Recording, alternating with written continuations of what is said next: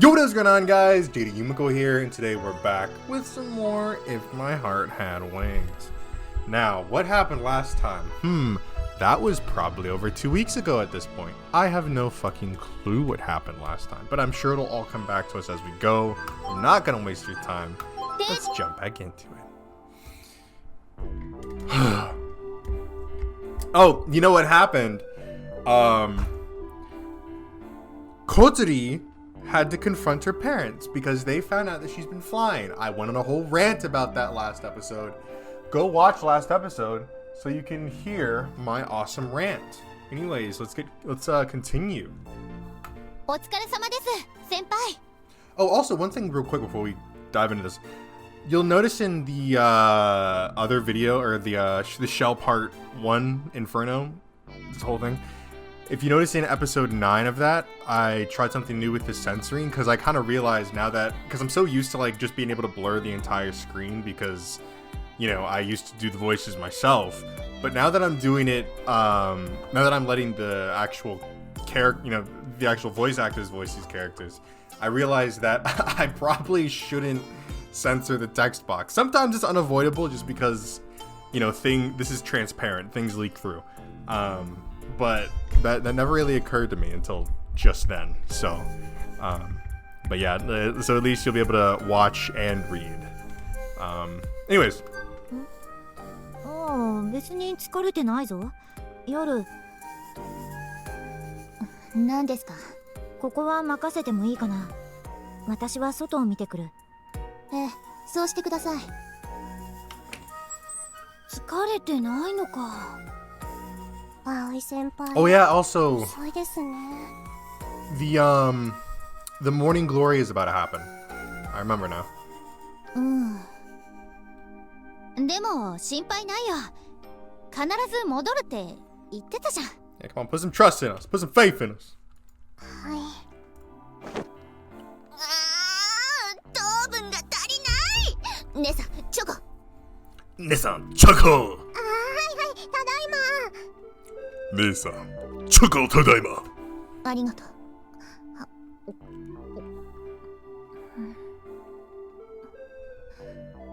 あの人すごいわね。あまねさん？私自分より頭いい人初めて見たわ。どうなの？いけそう？ええ、多分あの人が外でちょうどいい場所を見つけてきてくれたら。ただまだ裏付けは完璧じゃないわ。Oh, I forget. We were having 休憩終わり。もう一頑張り。Because fucking Tobioka sabotaged our winch that we used to launch the glider. So... Oh yeah, I completely forgot about that. So I don't remember if we figured out a way to launch. I know that there was something about like a bungee cord we could use. I don't know if that really went any further, but... What's up, guys? I'm back. Before I noticed, I had somehow returned to the secret base where everyone was waiting. Ageha ran up to me as soon as she noticed me. こっちは行けそうだよ、葵。そっちはどうだった？葵？ I said nothing and handed her Isaka-san's flight log. 何これ？ She said she shouldn't have this anymore. それってどういう？ It was decided that she'll quit school during summer vacation. え？今なんて。 Kotsuri's mother collapsed when she heard about the accident. She said she doesn't want to worry her parents anymore. And that she already had enough fun. As I spoke, I could almost feel tears welling up in my eyes. I took a deep breath to pull myself together. Where's Amani-senpai? I considered giving Isaka-san's flight log to her. It wasn't something I should be holding on to. 今、外に出てる。 Ah, okay. I'll go look for her.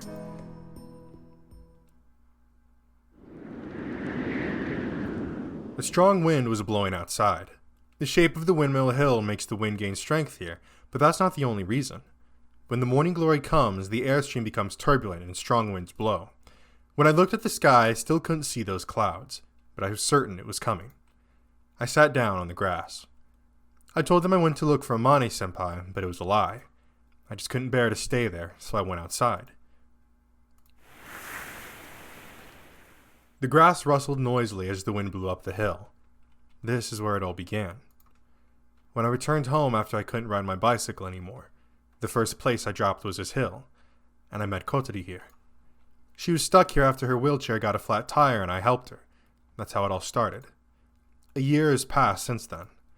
We were living together as pals aiming for the sky together.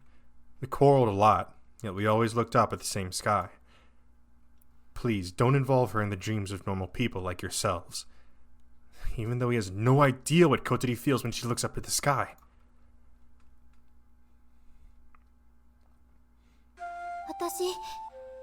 Hey man, I'm just saying, I'm about to fucking crash out again. We just came back and I'm already about to crash out! Oh man, fucking, I'm gonna hold myself. I gotta restrain myself. 雲の回廊を渡りたい。そうしたら取り戻せる気がするの。未来が。そう、未来。私がなくした一番大きなもの。もしモーニンググローリーを飛べれば取り戻せる気がするの。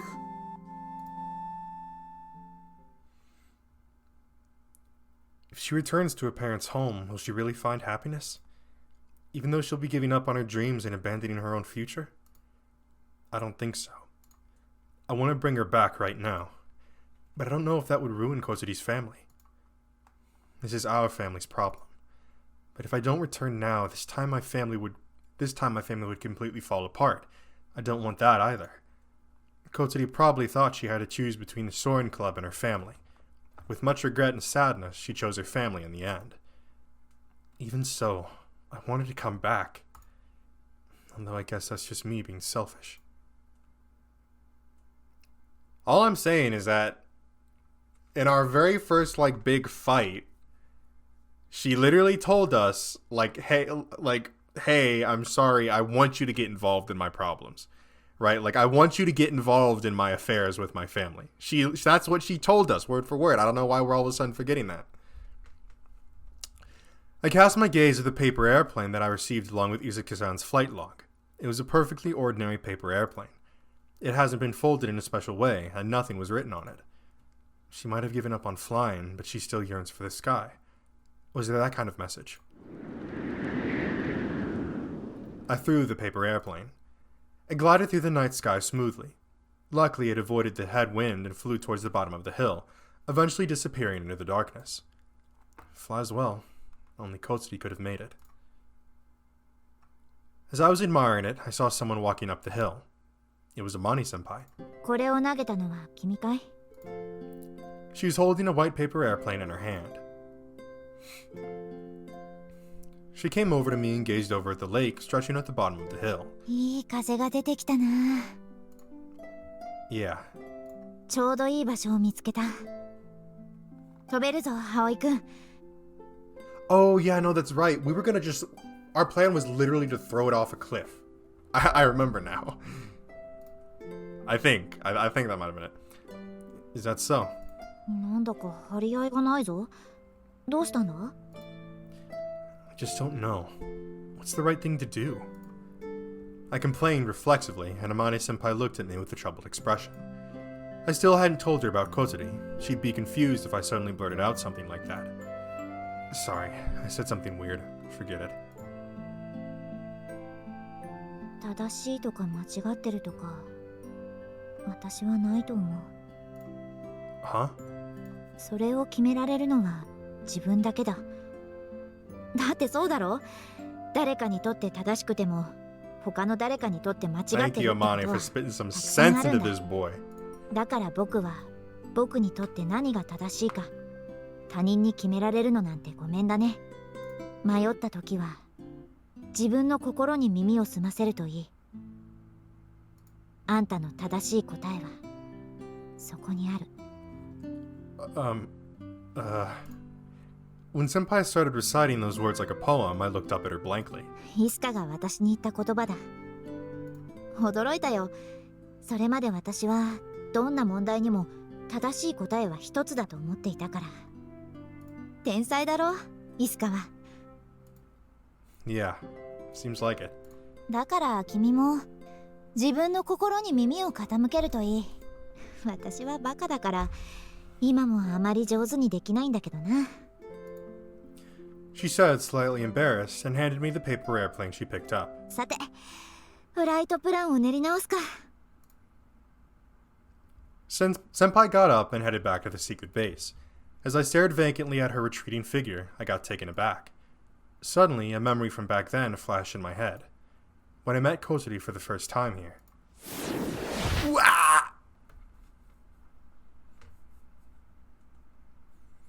A white paper airplane had gently flown over my head.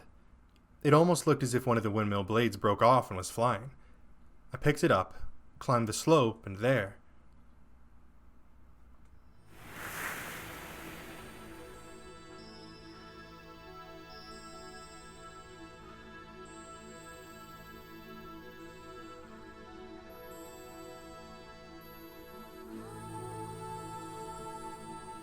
I met her. A young girl who still had an air of innocence about her, sitting in a wheelchair. She was staring wistfully at the distant sky, running her fingers through her hair that was fluttering in the gust of wind. With the vast blue sky and windmills in the background, her black hair and white blouse looked absolutely bewitching.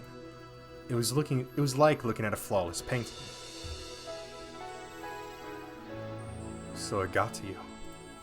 As she said, tears welled up in her eyes.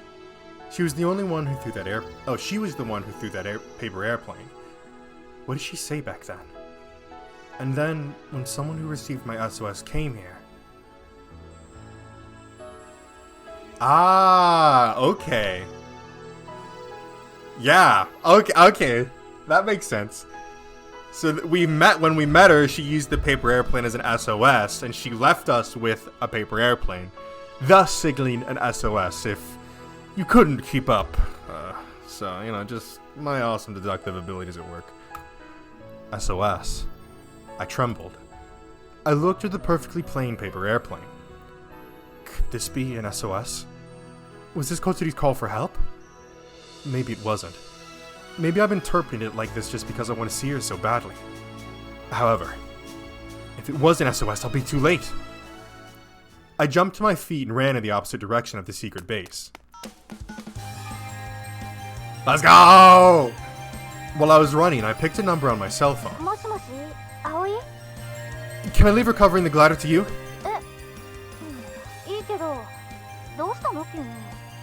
I'm off to get Kotsuri. Ageha?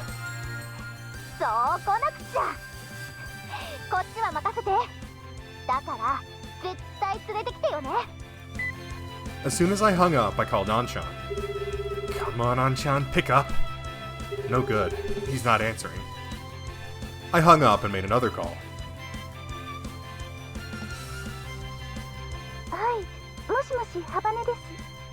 Sorry for calling so late. It's me, Minase. Is Kotsuri there? I asked while running and breathing heavily. Hibari-san was ominously silent.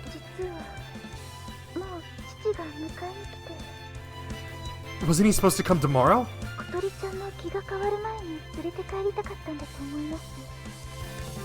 When was this?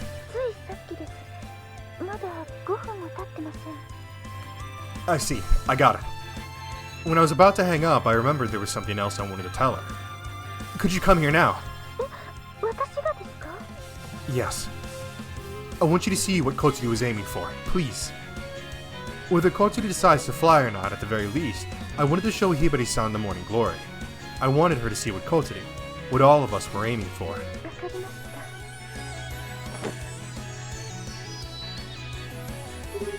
Still no luck. There was no sign of Anchan picking up the phone. I was thinking of getting him to use his car. Taxis don't run at this hour in this countryside.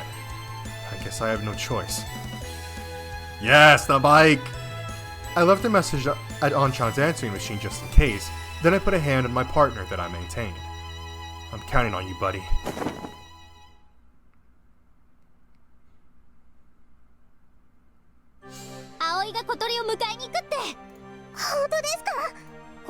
ことは葵に任せておけばいいと思う。必ず連れてきてくれるはずだから。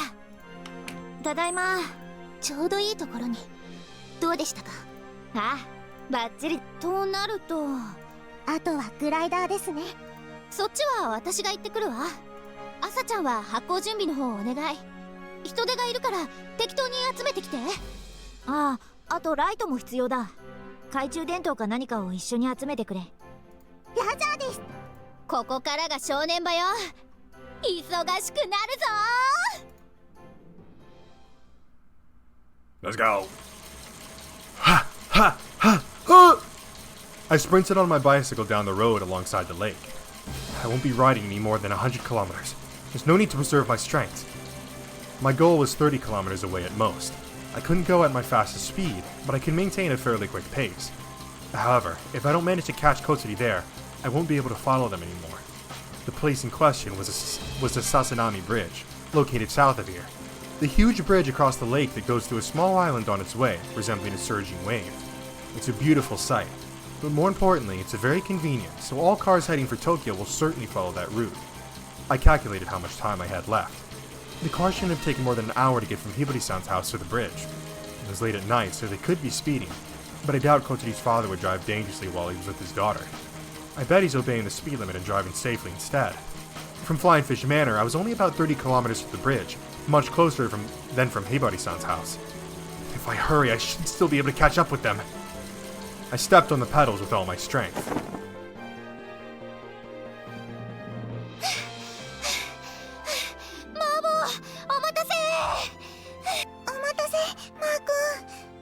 おっせえよ。何やってたんだよ。これ用意してたら遅くなっちゃって。ガスバーナー。Oh yeah, the fucking God, I'm forgetting all this stuff. They confiscated the glider and locked it in the fucking the gym storage or whatever. 決まってんでしょ。鍵を焼き切るんだよ。Not a wire cutter, not a like a sawzall or you know a grinder, an angle grinder, a fucking blowtorch out of all things. 焼き切るんだよ。じゃねえよ。危ねえ女だな。何言ってるのよ。叩き壊すより野蛮じゃないし、音も小さくて済むでしょうが。いいのか、ホタル。こんなことに首突っ込んで。青兄たちのためだから。まあ、そういう俺も巻き込まれてるしな。さあ行くよ。時間がもったいない。葵たちが戻ってくる前に準備整えなきゃいけないんだから。というわけなんです、皆さん。ご協力をお願いします。おお、ついに飛ぶのね。どうしますか、ゆかさん。もちろん手伝わせてもらうわ。そのために早めに帰ってきたんですもの。私もいいよ、朝ちゃん。ありがとうございます、皆さん。いやー、みんなにメールしといてよかったわ。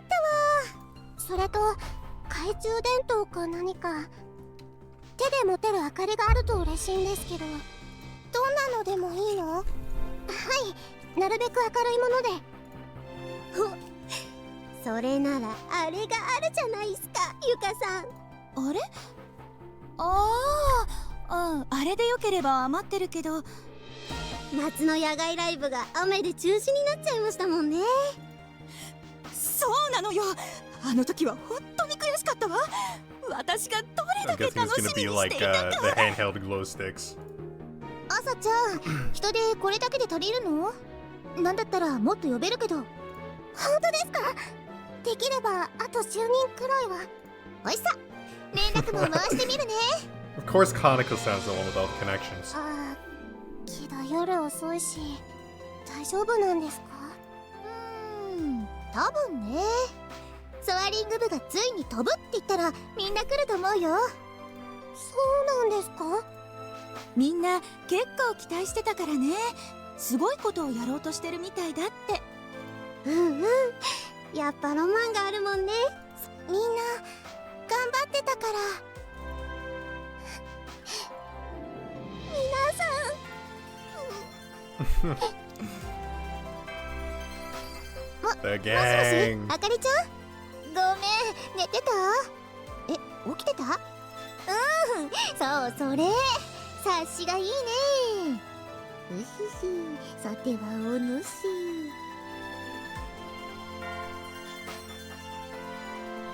風がどんどん強くなってる。これは計算した以上だな。あんまり風速がありすぎるとかえって離陸が難しくなるんじゃ。そりゃあそうだな。みんなうまくやってくれてるかしら。大丈夫さ。きっとうまくいくよ。みんないい子たちだからな。根拠になってませんがけど私もそんな気がします。 Alright, everybody's pitching in. That's what I like to see. 寝てていいんだよ。 Ah, this fucking guy. Man, I don't give a fuck. I'm gonna on that bicycle, sideswipe him, blow out a tire, sue him for, personal damages.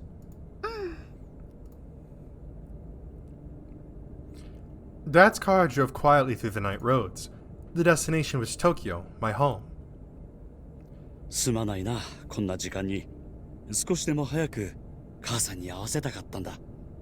I would not be surprised if they were lying about this just to get her back. 今から帰ればちょうど朝には戻れるだろう。分かってるよ。私も早くお母さんに会いたい。母さん、小鳥が帰ったらきっとすぐに元気になってごちそうを作ってくれるぞ。小鳥は何が食べたい？オムライスかな。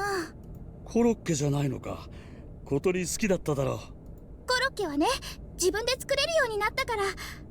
おお、それは楽しみだな。もちろん。 Fuck no, you don't deserve no goddamn croquets, bitch! どうしよっかな。なんて。He was laughing from the bottom of his heart. It wasn't forced. He was really glad. When I thought that, it also made me a little happier. But our little chit-chat was over quickly, and we sunk into silence again. Only the sound of the tires rubbing against the asphalt was violently assaulting my ears. I opened my cell phone to try to distract myself from the silence. The sign appeared just now. Tomorrow morning, the morning glory will come. I stared blankly at the message. The last message I got from the person I love. おお。危ないな。深夜だからって無茶な運転をし I て。 thought that was us.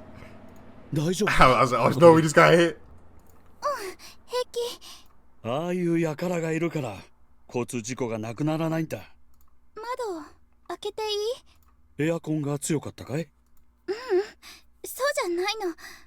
風に当たりたいだけ。After opening the window, I looked up at the sky. It was pitch black and I couldn't see anything. But I'm sure that somewhere up there, that giant passage of clouds is steadily taking form. A sign of the morning glory. The sky I had been longing for all this time. If I was in this town for just one more day, no, just until tomorrow morning, at least I could have looked at it from the ground. However, this car was taking me farther and farther away from Kazagawa. 今どのあたり？ I wonder if it's maybe pronounced Kazegauda. I wouldn't be surprised. Anyways. もう少ししたらさざ波大橋が見えてくる。ほら、前に通った大きな橋。ああ、あの綺麗な橋。Come on, Allie. A large bridge crossing the lake. That was the way out of Kazagaura. Soon I'll leave this town that I grew to love so much. Could you really live like that? After quitting in school and returning home.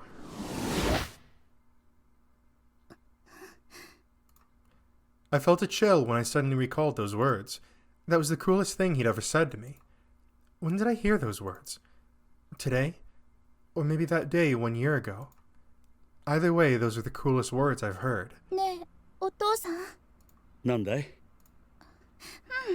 なんでもない。Things aren't what they were like a year ago. Oh, look at her having a little flashback of all that moments. That's so cute.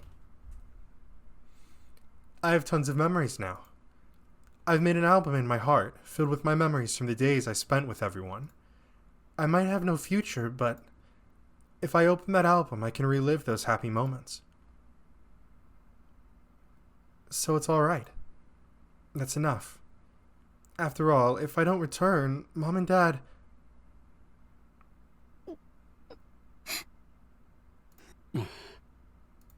私頑張ったんだよ。お父さん頑張って上手になって本当にグライダーを操縦したんだよ。ああ、何百メートルも高いところに上がって、それですごく楽しかったんだよ。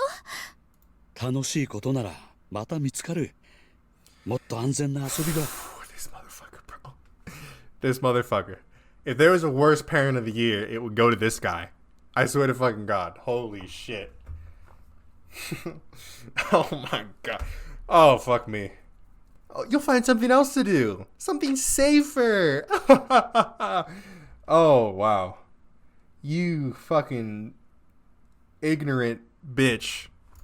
違うんだよ。そうじゃないの。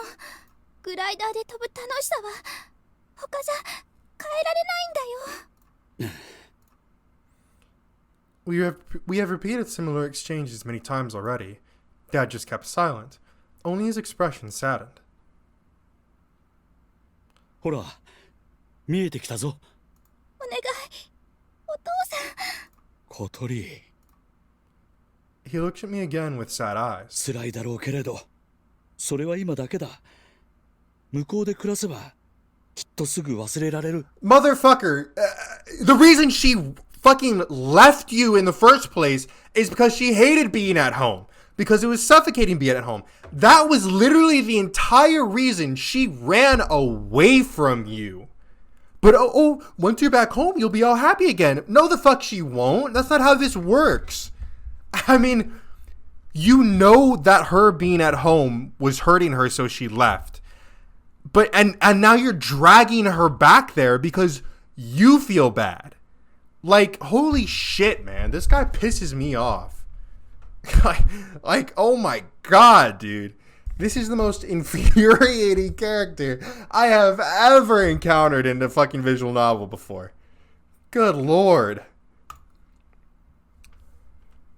I wonder, could I really throw away the dream I was so serious about and live pretending that nothing had happened? 友達だって向こうでまたできるさ。The cars soon approached the bridge. Once I crossed it, there'd be no going back. I'll leave the town that I once hated, but came to love so much. While I was looking out the window, I saw something in the side mirror. Yes, our boy, baby! Here I come, Kotori! Is that a bicycle? お父さん止めて。え、なんだって？いいから止めて、お願い。バカを言うな。こんなところで一体どうして？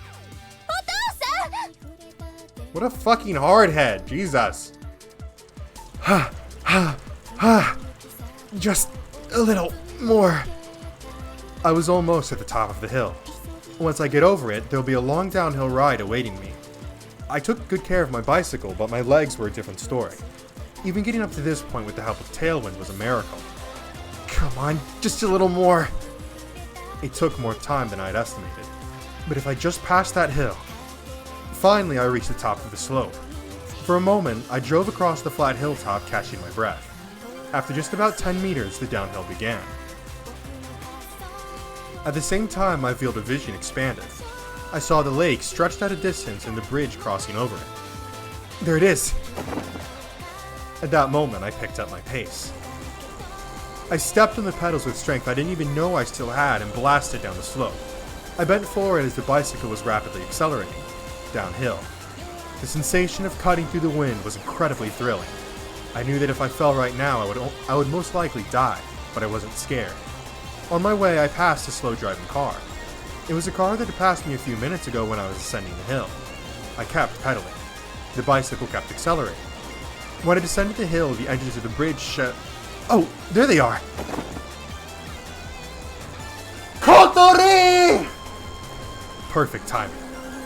A familiar station wagon passed through an intersection that was only 30 meters ahead of me. last sprint. After the slope had ended, I rode onto level ground, but I kept pedaling and chasing that station wagon.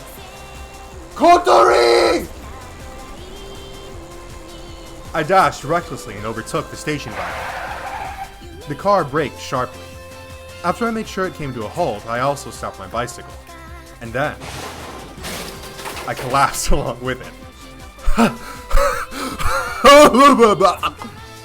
I laid upon the asphalt trying to catch my breath.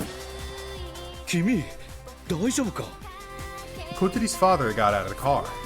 I pulled my body up, struggling to stand on my shaky knees. 君は Kotori! When I saw her face, a sudden feeling of relief made my knees give in once again. Her father tried to help me up, but I grabbed the bridge handrail and got up by myself. Kotori was looking at me in complete disbelief. どうしてここに I pulled a crumpled piece of paper that used to be a paper airplane a little while ago from my pocket and showed it to Kotori. I saw your SOS. Tears overflowed from Kotori's eyes. Please don't take her. Don't take Kotori back home. それを言うために追いかけてきたのか? Please! 言ったはずです。これは私たち家族の問題だと。I heard about your wife. About her collapsing. それを知っていて、まだそんなことを。Even so, that's no excuse to make Kotori the victim. You told me on the phone, didn't you? That Kotori was telling lies was all your own fault. Kotori doesn't hate you. Quite the contrary. Even now, she still deeply cares about you. Despite all that, she lied to you to leave the house. You already understand her feelings, right? I appealed to him. だからこうして、その間違いを正し、また元の家族に戻ろうとしているんじゃないか。Do you want her to lie to you again? This paper airplane was Kotori's SOS. She couldn't ask for help in any other way. Please, try to understand her feelings. She never said anything like that in messages or on the phone. Kotori was clearly saying that she was going to part with us and go back home. Except for just one thing. This paper airplane. She couldn't keep hiding her true feelings, because that would be betraying herself. Thus, folding this paper airplane was an SOS from Kotori's heart. Kotori said that if she flies above the morning glory, she might regain her future. 未来? Yeah. I think she meant whether or not she could live on and start having dreams. You said it yourself, didn't you? How she can't have dreams that normal people have. それは本当のことだ。あなたにだって分かっているでしょう。小鳥が普通の人のように何かをするのがどれほど大変か。Ableist much? I silently nodded. Of course I knew that. I've been beside her all this time. 小鳥が身に余るほどの目標を叶えようとした時、どれほどの困難が待っているか。きっと傷つき、苦しみ、大きな挫折を味わうに決まっている。His sorrowful shout suggested that he'd seen Kotori like that many times over. Well, of course he'd seen it. He saw us discouraged daughter recovering from the accident. So why are you saying this? 何? Kotori isn't afraid of that at all. She wants to fly even after she got into that accident and lost the ability to use her legs. しかし、それは... Sure, she's a bit tactless, cries easily, and gets timid for weird reasons sometimes. At first glance, she might seem unreliable, but when she decides to do something, she never takes her eyes off her goal. She bravely presses straight ahead. Aren't you denying her dreams because of your own pain and worries? え? By doing this, you aren't caring for your daughter. Kotori's shout interrupted me. I calmed down and held my tongue. Her father already knew what I wanted to say, though. Even so, I don't think saying it that bluntly would leave any permanent emotional scars. If you want to take Kotori back to Tokyo no matter what, there's nothing I can do to stop you. It is a family problem. Kotori's still only a student, so she can't live completely separated from her parents. But before that, can't you let her fly one last time? The dream Kotori and all of us are pursuing is within our reach. Please, let us prove it. お父さん Kotori tried to get out of the passenger seat by herself. However, since she can't use her legs, she was hanging onto the door and looked like she was about to fall out of the car. 小鳥! Her father rushed over to her, flustered, and caught her. 君、車椅子を! Okay. I unloaded the wheelchair from the rear seat of the station wagon. Kotori's father gently sat her down in it. He did it very gently. He's a caring parent after all. Man, fuck that, bro. This guy... No, hell no. We're not about having this little redemption arc after all the shit he's put us through. Oh. As he was holding her, Kotori put her hand on her father's arm and said, お父さん、私本当に飛んだんだよ。空を雲に手が届きそうなくらい高く、あすごく気持ちよくて楽しくて、そこじゃ私は体が不自由な女の子じゃなくなるの。あ、でもそれはたくさんの人たちが小鳥のために手助けをしてくれたからだろ。 Jesus Christ. This guy, dude. Kotori isn't really an exception here. Since Kotori sunk into silence, I decided to cut in. It's impossible to fly glider by yourself.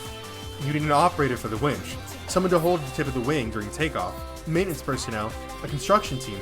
Only with all these people you can fly. ねえお父さん、飛ばせて。私飛びたいの。 小鳥。 Shit, what did we say?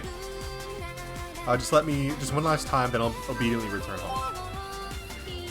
He looked closely at his beloved daughter and shook his head.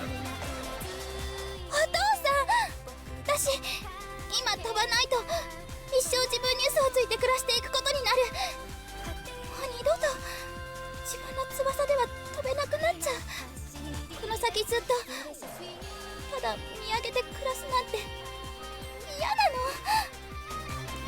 Her father closed his eyes in silence. Then, quietly, 組み立て急ぐよー。パイロットが到着し次第すぐ飛ぶからね。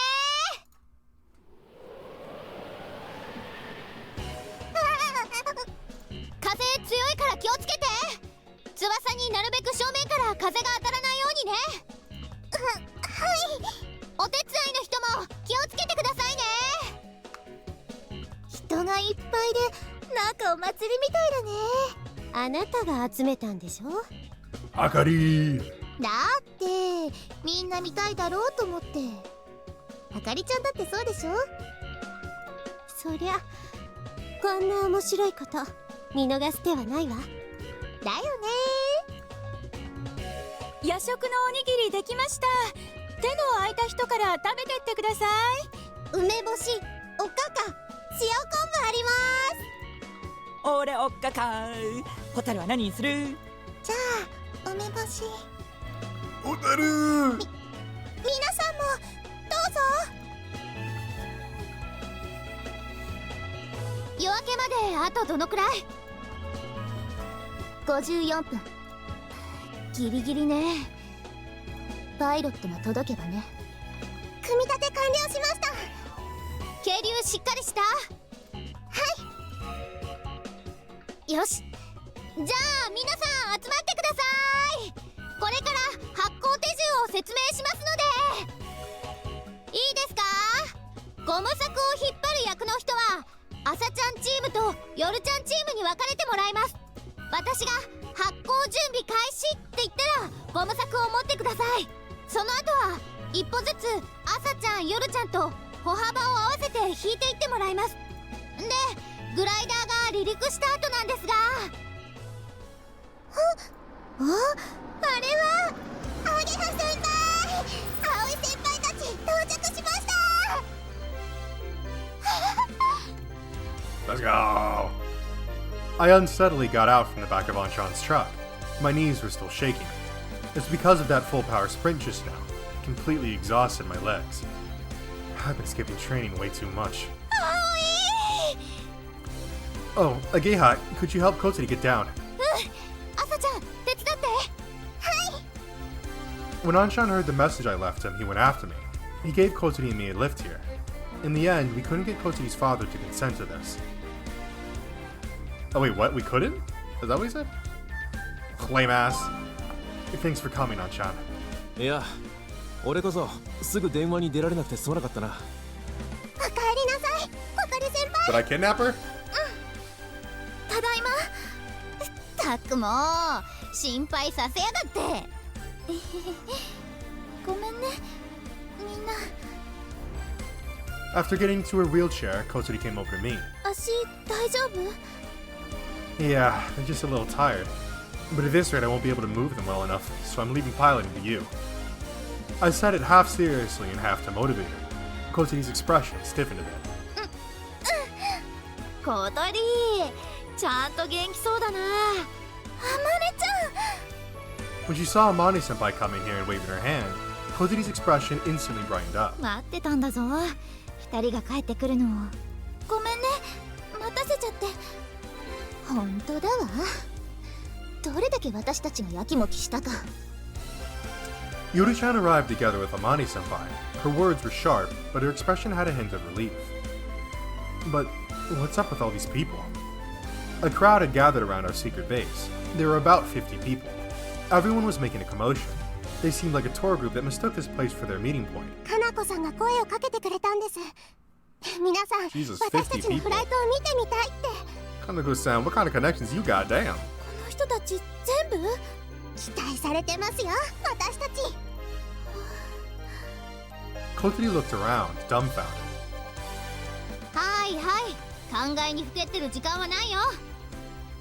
天音先輩、フライトプランの変更点を二人に説明してやってください。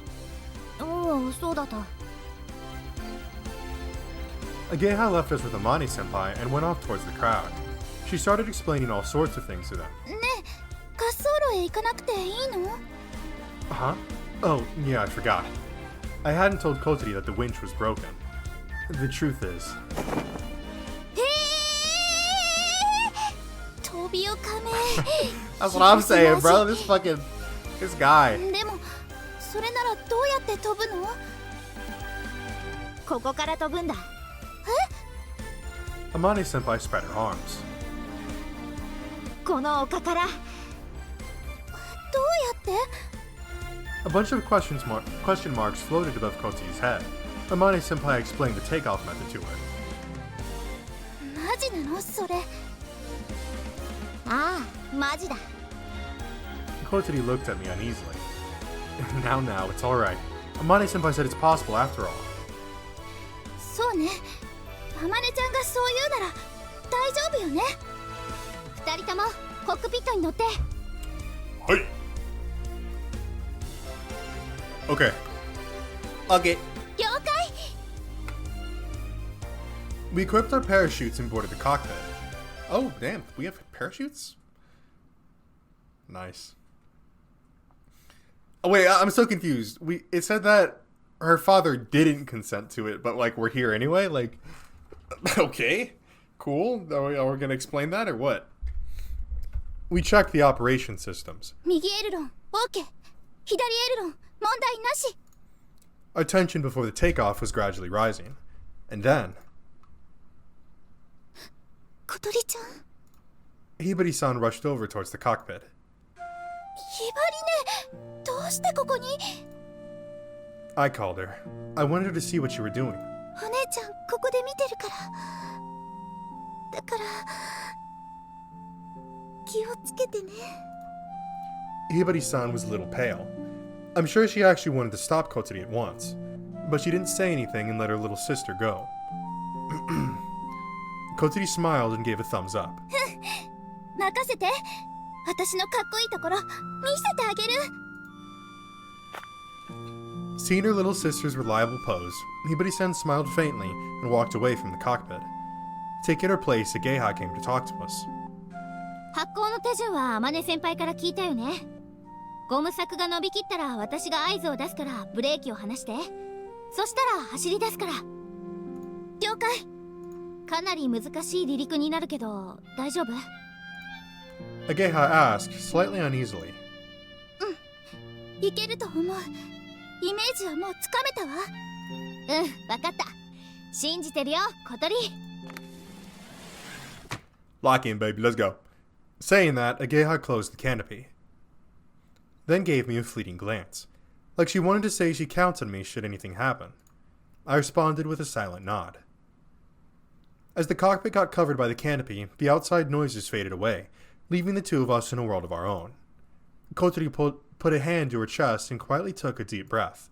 She seemed nervous. 迎えに来てくれてありがとう。 Ain't no problem, it's all in a day's work. It was a faint whisper, but I heard it. I replied with slight hesitation. To be honest, I'm still not sure if I did the right thing. 私も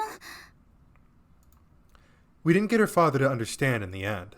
We one-sidedly conveyed our feelings, snatched Kotori away, and I kind of figured that might have happened. でも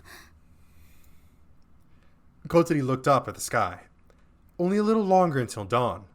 The sky started brightening up gradually, and the faint silhouette of a huge cloud came into view. 今しかないから。 Yeah. The morning glory had appeared in Kazegara for the first time in 27 years. If we miss this chance, who knows when we'll have another.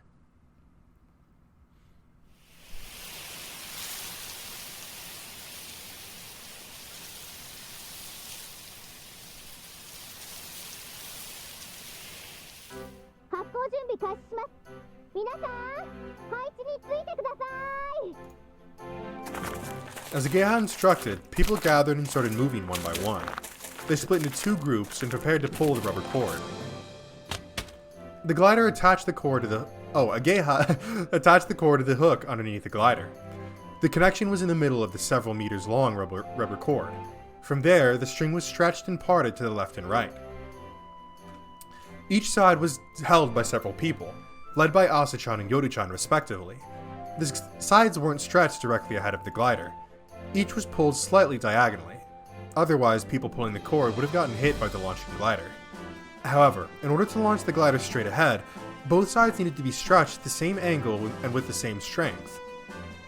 The positioning of Asa-chan and Yoru-chan was to assure the pace would be set on the same on both sides. They were twins, so they had almost the same physique, even down to how they breathed. Ageha tapped on the canopy. When we nodded, Ageha gave us a thumbs up. I could almost hear her wishing us good luck. I like how they have it muffled. The rubber cord was pulled by one step. And another. The cord was gradually getting stretched. During this time, the glider remained firmly fixed on the ground. The chocks were in place under the wheels, and the tires were tightly hooked into them. Those were designed in such a way that when Kotori releases the brakes, the tires will ride over them.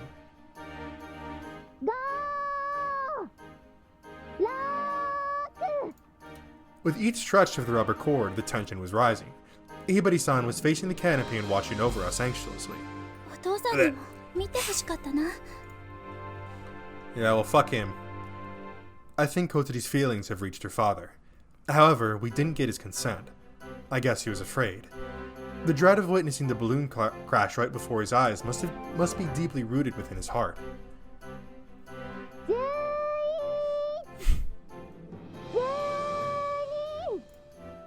The wind brushing the slope was getting stronger and stronger.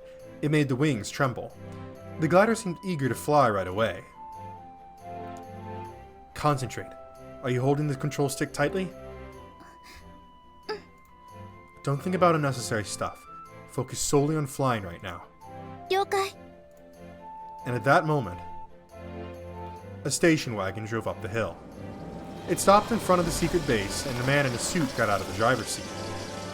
小鳥。お父さん。 When Ageha saw him, she paused her counting. Did Kotori's father come here to stop the flight? However, he didn't rush over towards the cockpit. He stopped walking and was just watching us from a distance. Hibari-san walked over and joined him. Ageha looked at us questioningly. 作準備よし。行け、小鳥。 Kotori released the brake. Let's go! The stretched rubber twanged back and the glider started moving. It gained speed and ran down the hill. Kotori! Kotori pulled the control stick back. The wings received the lift and the glider rise into the air. おお。よし行け。飛んでください。 Merely a few meters, but that height was sufficient. Kotori prompted returning the control stick to neutral, then leaned it slightly forward. The glider started descending along the surface of the hill. 待機速度は十分。離陸成功だ。 The glider was flying parallel to the hill and accelerating as if it was sliding down. At the same time, it was cutting through the wind. This place was right in the middle of the Windmill Hill. All the wind blowing into the crescent-shaped hill was gathering here, forming a passage. With such a powerful headwind, the wings generated enough lift to glide through the air.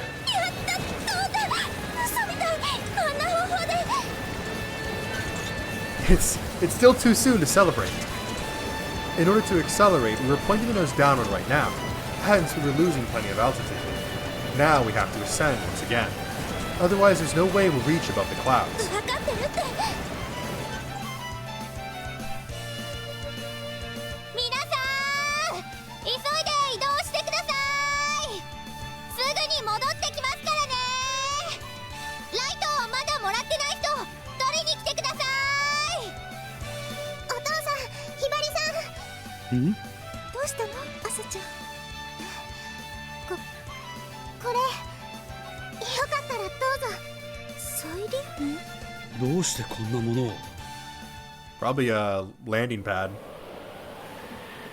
to guide us. The glider had made it down the slope safely and soon flew towards a lake. Before dawn, the lake looked like a giant gaping hole, and we were gliding above that hollow. We have accelerated enough, but our altitude was near a dangerous level. Kotori, make a U-turn. 了解。 Kotori leaned the control stick sideways. The glider began to turn. Watch out for altitude loss, and airspeed as well. 分かってる。 Kotori cautiously turned the glider, trying not to lose our hard-earned speed. However, we still slowed down a tiny bit. 速度足りるかな。 There's the ground effect, so we shouldn't fall, I think. However, there's a lake below. If we do crash by any chance, it won't be pretty. Our speed itself hadn't decreased that much. However, unlike before, we now had a tailwind. Our speed is slower now, so dynamic lift has decreased as well. 目標は？ Can't see it yet. The Windmill Hill, from where we'd launched, was now nothing but a jet black silhouette. We could only barely make out the ridgeline under the brightening sky, but we couldn't tell the distance at all. To make matters worse, there was nothing but darkness from all around us. It was distorting our sense of orientation. Don't let your eyes fool you. Pay attention to the instruments.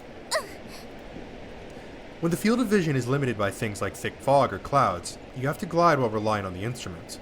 If you depend on poor vision, illusions can make you lose your orientation about your position. However, since Kotori doesn't have much flight experience, she still isn't used to looking at the instruments. I supported Kotori as we waited for our target to appear. At that moment, あれ見て、青い。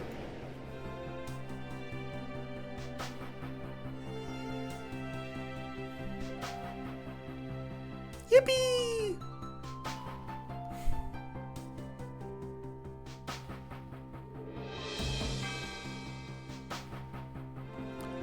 Small lights twinkled within the darkness and soon stretched out, forming a shining path on the hill. ゆかさんたちだ。 A group of gathered people held lights and lined up on the slope, making a pathway for us. This was also part of Amane-senpai's flight plan. That's why Geiha and the others were gathering all those people and portable lights. Once our target was set, Kotori aimed for it without hesitation. The glider was making its way back to the Windmill Hill it had just left a moment ago. We're approaching the hill. Raise the pitch. 了解。 Kotori pulled the control stick. As she did, it felt as if the glider was being raised from below. リフトに乗ったみたい。 The glider caught on the lift. Shaken by a strong wind, we were steadily gaining altitude. This lift was different from thermals. It's a so-called slope lift. It occurs when a strong wind blows against a hill or mountain and runs up along the slope. This was the headwind we got during takeoff. It's the same wind that turns the windmills, as well as the wind we always feel when we talk around the hill. The glider kept accelerating and gaining altitude. We were passing over many small lights. We couldn't see people, but we knew each one of those lights was held by someone for our sake. 光が揺れてる。手を振ってくれてるんだ。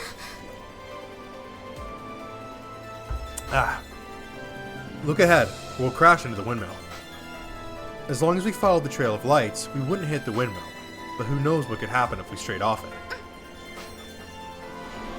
The glider was speeding through a gap of windmills that were rotating because of the slope lift. Then, in the blink of an eye, we flew over the top of the hill, soaring higher and higher into the faintly brightening dawn sky.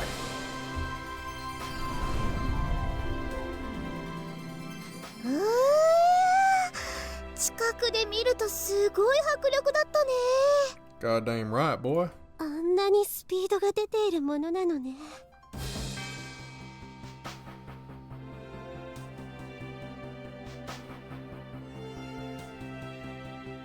To think you can reach such speeds, he says.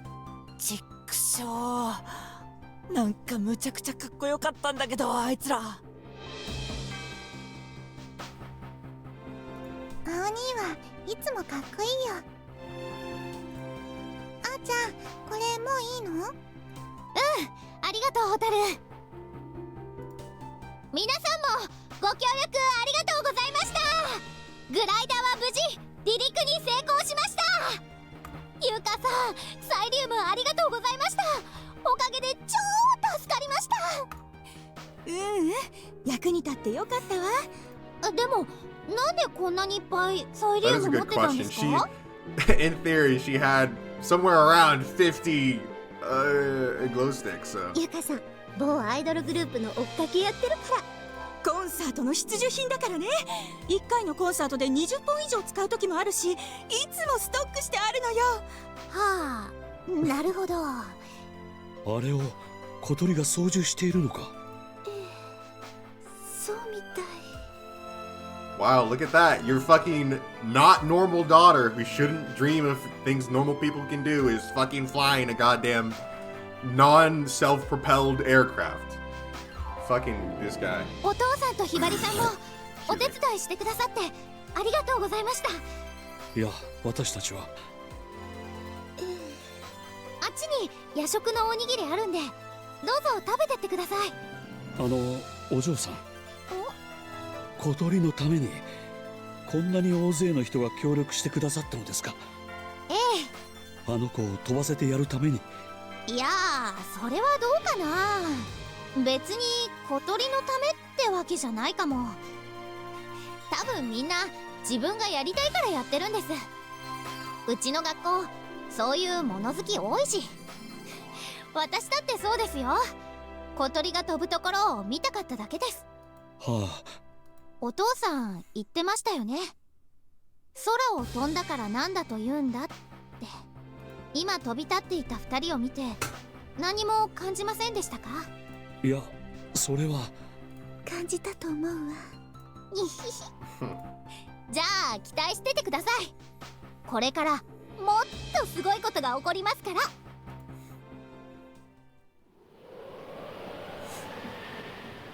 Alright, let's do this thing. After soaring from the windmill hill into the high skies, we aimed at Mount Sukube, which was towering behind our school. With this altitude, we should be able to reach it. The airflow is strong, so watch out for crosswinds. Kotsuri? 了解。 What's wrong? Are you tired? 違うよ。さっきの光の中にお父さんもいたのかなって。Ah, good question. But I think he did see it, or take off. Didn't he come here for that? そうだといいな。 Hey, the nose is dropping. Focus. You want to show him your best, right? この1年で私も成長したんだってところを見せたい。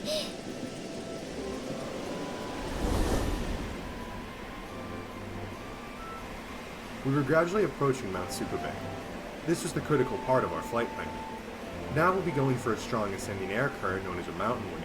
If we manage to get on it, it won't be hard to reach above the clouds. There was just one problem. How do we ride the mountain wave? A mountain wave is created by the wind passing over a mountain. They appear at fairly high locations, and there's a rotor turbulence below them. If we enter the rising part of the rotating turbulence, we should be able to get on the mountain wave from there. However, the turbulence is quite unstable, so it's difficult to maneuver. be doing this without any practice. When Kotori realized what I was talking about, her expression stiffened. Originally, we had planned to do a practice flight.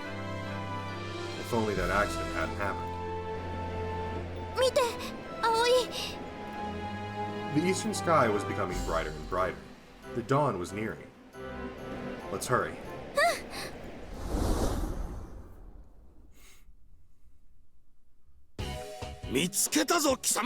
Shoot it, bro! Kill this motherfucker, bro! Kill him, please! This is a 50 versus 1. 何何。うわ、ここで来るのかよ。 This is my own private domicile and I will not be harassed. 貴様ら、こんなところで何をしている？ですね、先生。これは。 First off, what do you mean, what are we doing here? This is literally Asuka and Yoru's fucking property. They own this. What are you doing here? This is private property, brother. You're trespassing. ソアリング部には活動停止を言い渡したはずだぞ。まあそうなんですが。うわ、どうしよう。何どうしたの？飛岡先生。くごい。お前、生徒会長のくせにどうして止めない？彼らが行っているのはただの部活動です。止める理由がありません。何をバカな。こいつらには活動停止を命じてある。初耳ですが、それにお言葉ですが、飛岡先生の一存で部活動を制限するような権限は。Tell him, Akari! Tell him! Spit it, girl! 何？ですので、我々生徒会としましてはどうすることもできません。That's right, that's my girl, baby. なら、こいつらが破損させた体育倉庫の鍵はどうなる？それも初耳ですが、何か証拠が？証拠ならそこにグライダーが。グライダー？そんなのどこにあるんですか？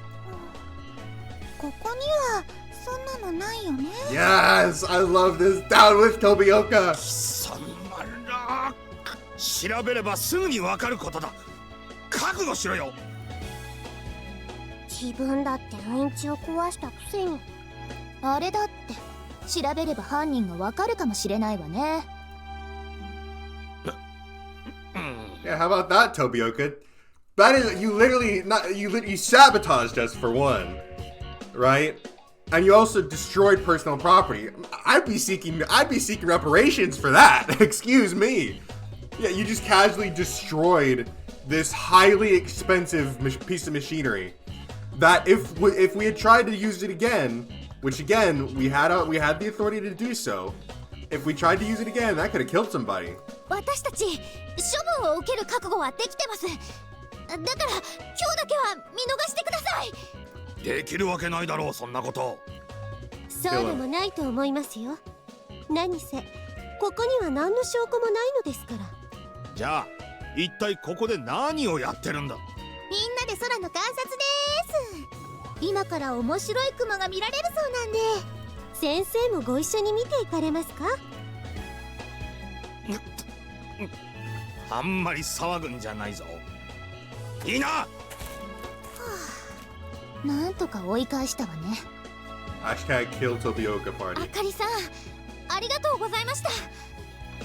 あかりさん、かっこよかったっついカッとなってしまった。 Man, every time Akari appears, I like her more and more, man. たまにはいいんじゃない？ストレス溜め込むのは体に毒だよ。それより二人は今どこに？プラン通りならそろそろ山岳波に乗っている頃ですけど。乗ったみたい。 Yeah, seems so. Vibrations suddenly ceased and the glider started climbing. It was almost as if gravity had disappeared. これがウェーブリフト。 We rode the rotor wind up and apparently leaped into an area with the wave lift. Rough turbulences suddenly turned into stillness. It was calm, but the pointer of the altimeter was rapidly rising. We were carried high into the sky, almost like a balloon flying without any wind. I almost don't feel any vibrations. 怖いくらい静かだわ。 A wave lift is a phenomenon that occurs when a strong wind passes over mountains, moving up and down like a wave. It reaches several times higher than the summit of a mountain. The world record for the highest altitude reached in a glider, which made it to the stratosphere, was set using a mountain wave. Mount Tsukuba isn't a particularly large mountain, but it'll be enough if we reach an altitude of 2,000 meters. However, the occurrence of a mountain wave isn't certain. The conditions of the wind blowing against the mountain are very unstable. Oh, I skipped something. It was related the mechanism of the morning glory forming in Kazagawa derived by Amane-senpai. Oh, wait, is that what it said? Hold up. Today, though, we were confident that it would appear. That's it. Mountain waves are known to appear along with strange cloud formations. According to Senpai's hypothesis, the morning glory is created by the mountain wave from Mount Tsukuba. If that's true, that means that when the morning glory appears, it would be strange not to find a wave lift here. The sky just before dawn was still dark, but as it was faintly brightening, we saw some unusual colors. Before we knew it, we'd reached our target altitude.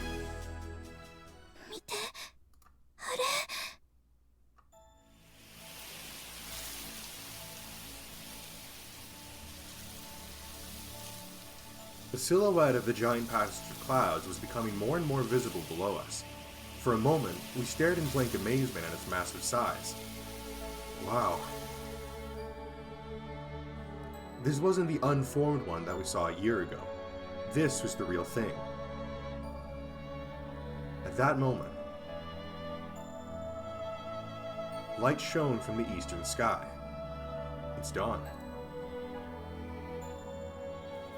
The morning sun peered into the darkness, illuminating the sky.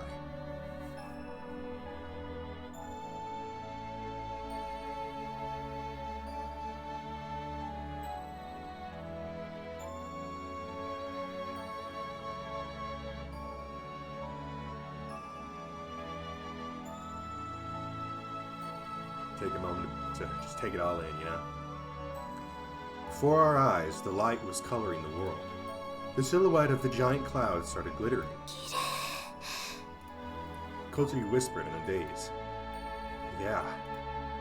I didn't know what to say. Tears spontaneously formed in my eyes.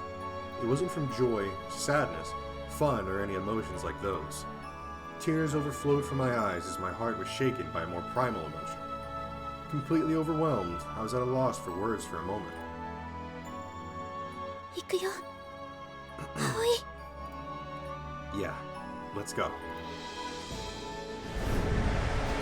Kotsuri pushed down the control stick, left the wave lift, and headed towards the patch of clouds stretching into the sky.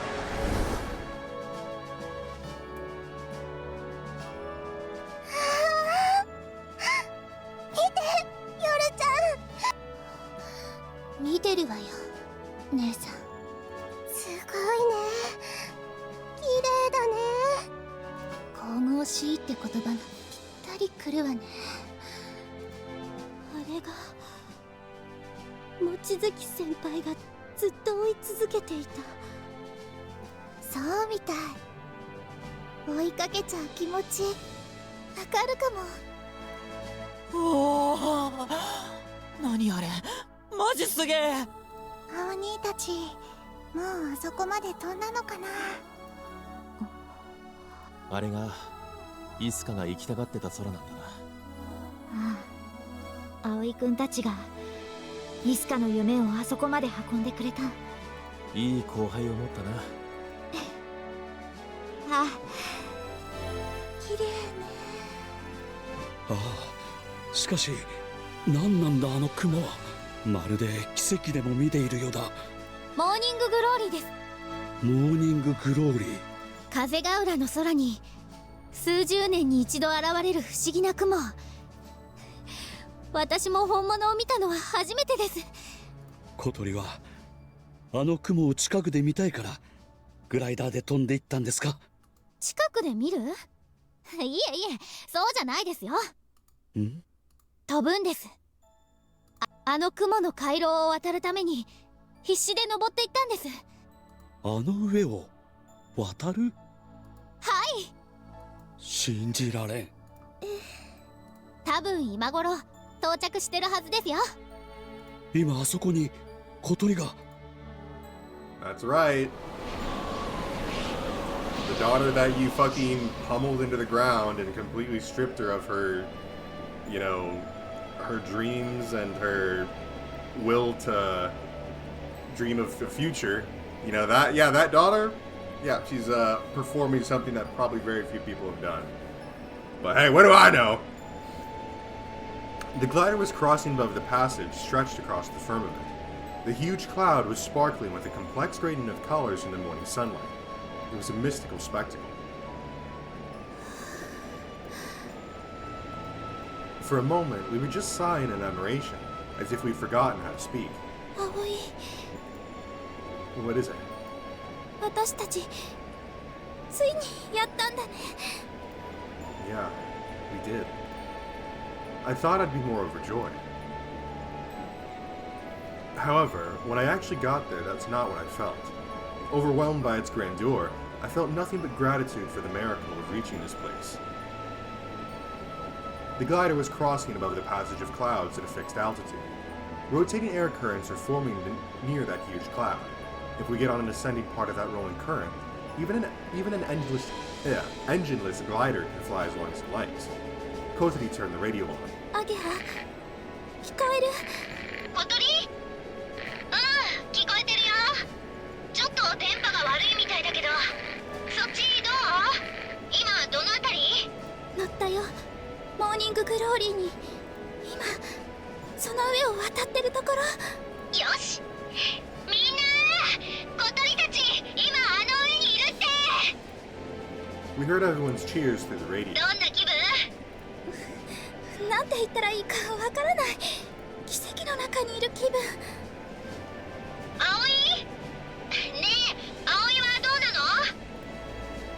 It feels like I've gone to heaven. こらこら、縁起でもないこと言うな。 Throwing up flags, Aoi. But it really feels like that. I can't believe this is the scenery of this world. 下から見てもすごいんだもん。上からだともっとすごいんでしょうね。ゆっくり楽しんできてよ。ありがとうアゲハ。みんなも。土産話期待してるからね。通信終わり。 As soon as the transmission was over, the cockpit got silent again. At that moment,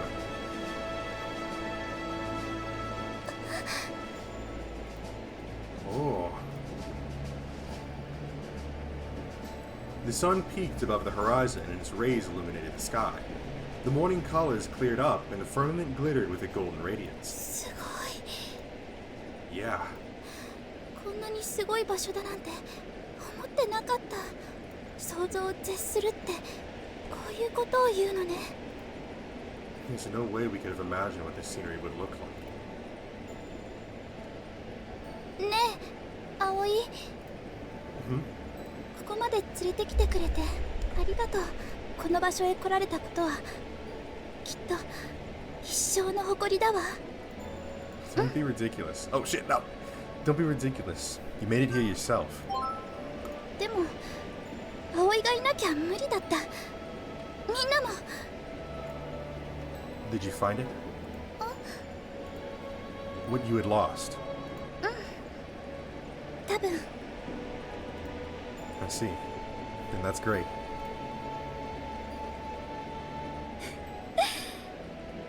私の人生も捨てたもんじゃないね。 Thumbnail. With this, our glider continued to fly on and on through that dreamlike scenery. We continued flying until the heavenly passage vanished in the morning sunlight like an illusion.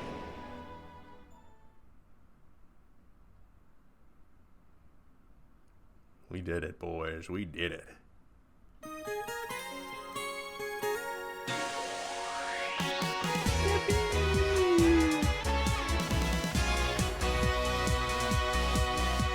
After all the shit we were put through with Tobioka, that son of a bitch, as well as fucking Kotari's dad. Oh, man.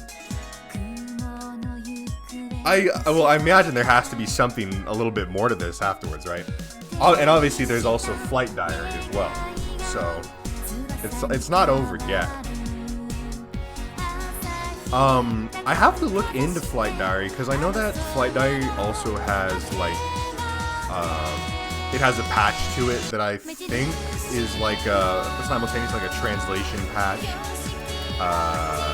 as well as I think like a censoring patch as well. I don't know too much about it. I know that it's like a sequel to this game, but I don't know if it's like, I don't know if it's as story linear wise or if it's like a little bit more branching. And then again, I also don't know if maybe there was points in this game where I could have made different decisions to cause things to turn out differently. Because I think it's this one that you can like hook up with, I think, a Geha or something like that. I'll have to look into all that, and then of course we'll see if this is something we come back to in order to play through other routes, or if maybe we just go straight to Flight Diary. We'll have to see. But man, I mean, this was literally, it took us, he said it was a year, right? Yeah, because it was that first year that we met Koturi, got involved in the club, and then Amane Senpai left. The club basically got like shut down for a little while. And I think it was for like that year-ish where we had stolen back the glider, stored it in the mansion, or Flying Fish Manor, and then had just kind of kept it there. But look at us, we're flying above the stars, man. And you gotta think, this is a bunch of high schoolers, Amane-san excluded, who pretty much built this thing from the ground up, damn near. So this is like a pretty fucking big feat, man.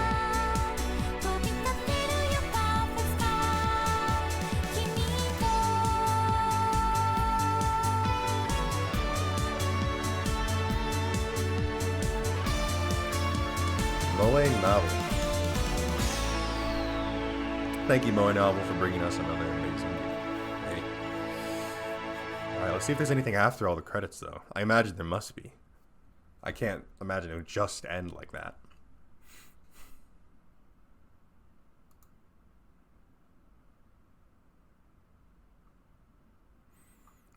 Asa-chan, could you hold this? Hi! Here it goes. 1, 2...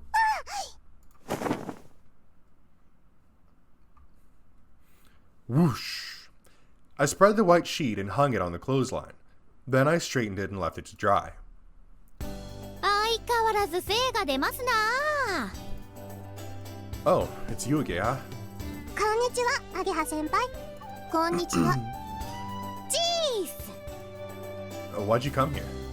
いやー、家にいると店の手伝いやらされるから逃げてきちゃった。 Is that okay?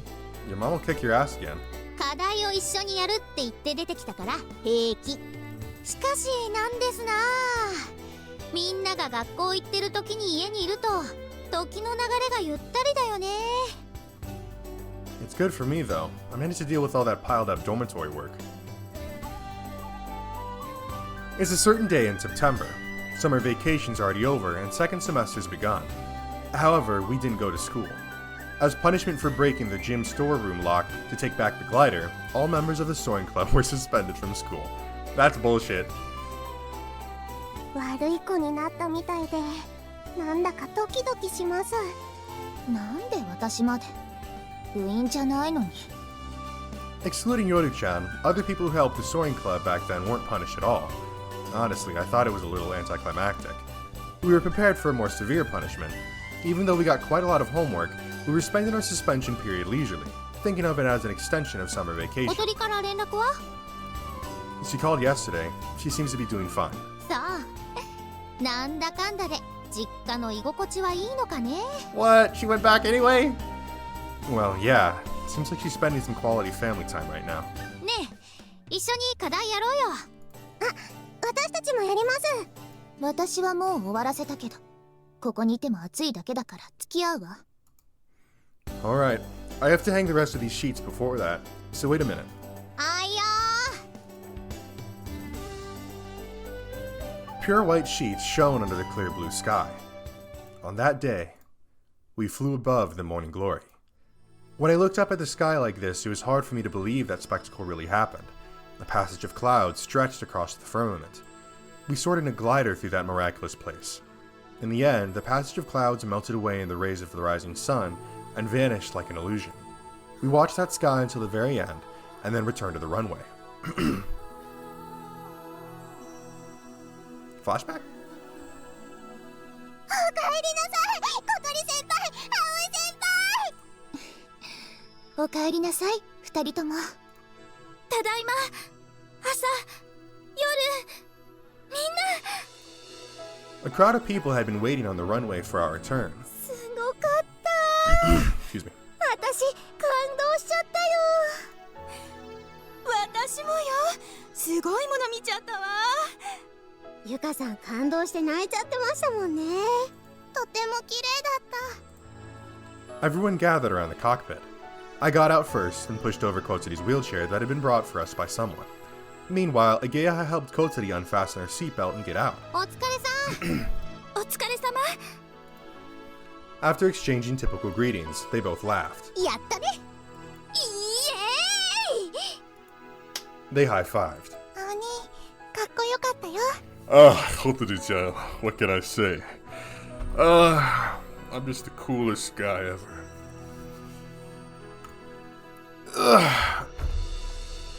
Yo!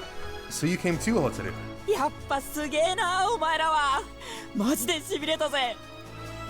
Thanks. 今度俺たちも乗せてくれよな。乗ってみたい。Kotsuri, you can come fly with me anytime you'd like. Okay, anytime. 見せてもらったわ、水瀬くん。 Akari-san. 先生方に逆らってあなたたちを承認した私の目に You're always going to be the goat for that, Akari. I'm glad we could prove you were correct. Everyone gathered around us wanting to say something. I saw Anshan at the edge of the crowd. Anshan! I waved my hand at him and he sheepishly entered the crowd surrounding us. Anshan's praise made me blush a little. ああ、もちろんだ。かっこよかったぞ、葵。 After being complimented, I could feel myself begin to blush. ありがとな。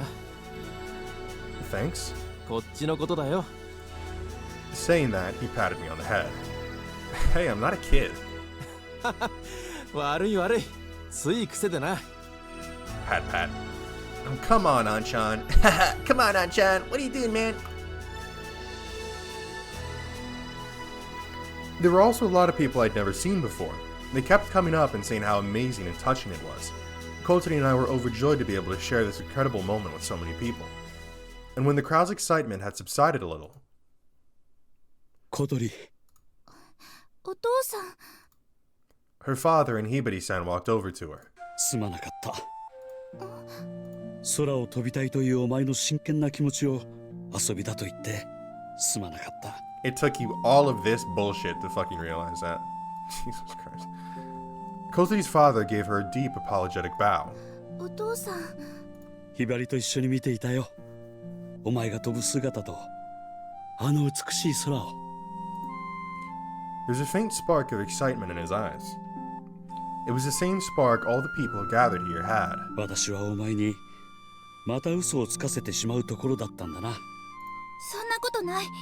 お父さんは私のことを思って言ってくれてたんだもん。 Her father shook his head. 私は怖かったんだ。けどそれはお前を大切に思うこととは違っていた。頑張っている娘を応援しようともせず、カゴの中へ閉じ込めようとしていた。すまなかった。 Kotsuri stared fixedly at her sincerely apologizing father. 私こそごめんなさい。大事なことを黙っていて。お父さんたちがどんなに心配するか分かってたのに。いいんだ。そうさせてしまったのは私たちだ。お前はもう自分の翼で飛べる。なのにそれを認めようとしなかったのだから。As she heard her father's words, her eyes welled up with tears. But Kotori resisted the urge to cry and smiled instead. 早く帰ろう。え？だってお母さんが待ってるんでしょ。早く安心させてあげたい。いいのか？夏休みの間だけなら。ああ、そうしてくれると嬉しい。車を取ってくるよ。He rushed off to bring the car. He was so happy that he nearly tumbled over a stone as he ran. お姉ちゃんもいっぱい心配かけてごめんなさい。そんなことはいいのよ。小鳥ちゃんが無事なら。どうだった？見てくれてたんでしょ？ええ、かっこよかったわ。さすがは私の小鳥ちゃんだわ。ちょっと怖かったけど。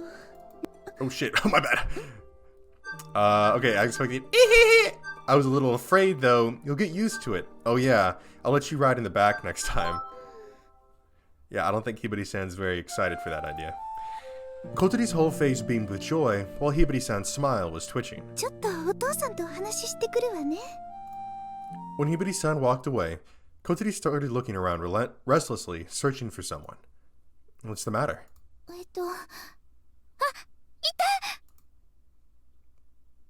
Kotori quickly moved her wheelchair towards her. いやー、小鳥。見ててくれた？ああ、見てたぞ。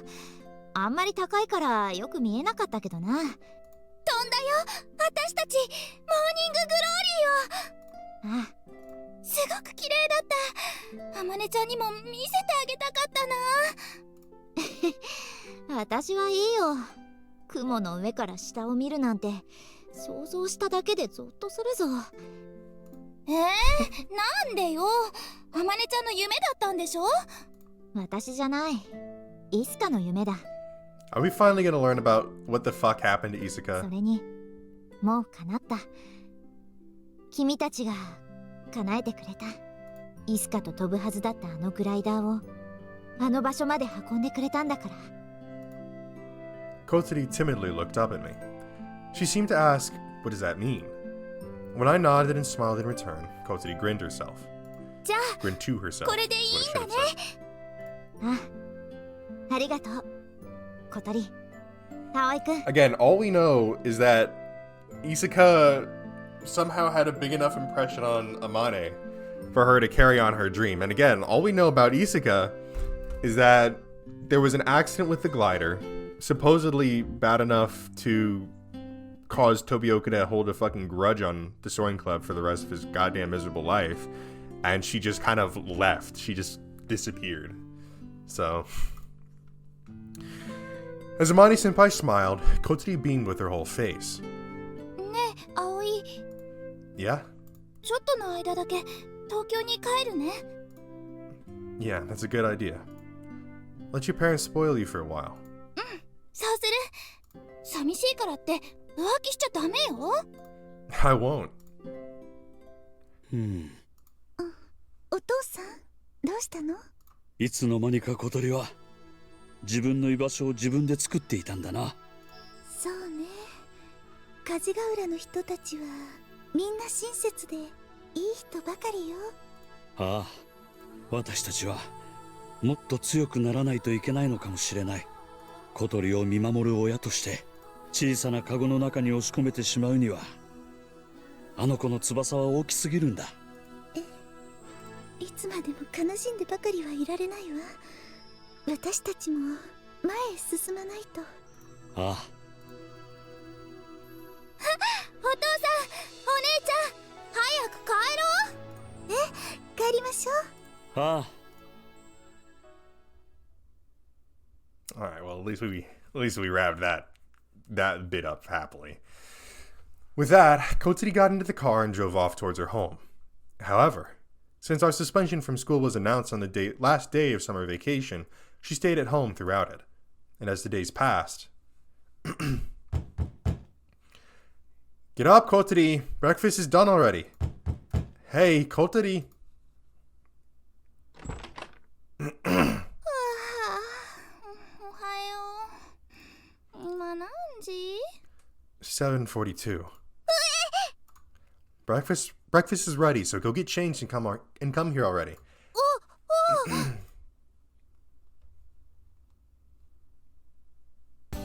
いただきます。 Fully awake, Kotsuri stuffed her cheeks with breakfast. はい、ハット。She was sharing her meal with Hat. Hey, don't feed vegetables you don't like to Hat. 急いでるからよ。 Why'd you oversleep? Didn't you set your alarm clock? 久しぶりに学校行けると思ったら興奮しちゃって、昨日の夜よく眠れなかったのよ。 When she finally did fall asleep, she was sleeping like a log and didn't hear the alarm. Today, our suspension from school was over. For us, it was the end of an extra long summer vacation and the belated first day of the second semester. おはようございます、小鳥先輩。おはようございます、ハバネ先輩。おはよう、双子シスターズ。今日もよく似てるわね。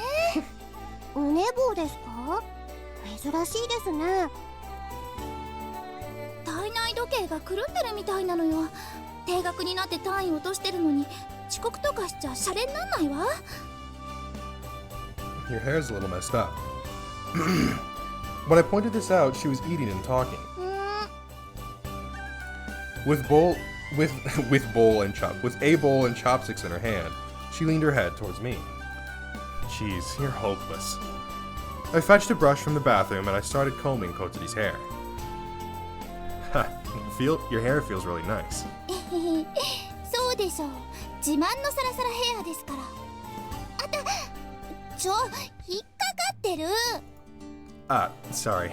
もう注意してよね。葵だって嫌でしょ。私の髪が枝毛だらけになっちゃったら。 Yeah, that'd be a big deal. 相変わらず容赦のないベタベタっぷりね。朝から殺意を催しそうだわ。いいと思うな、私。ちょっと羨ましいけど。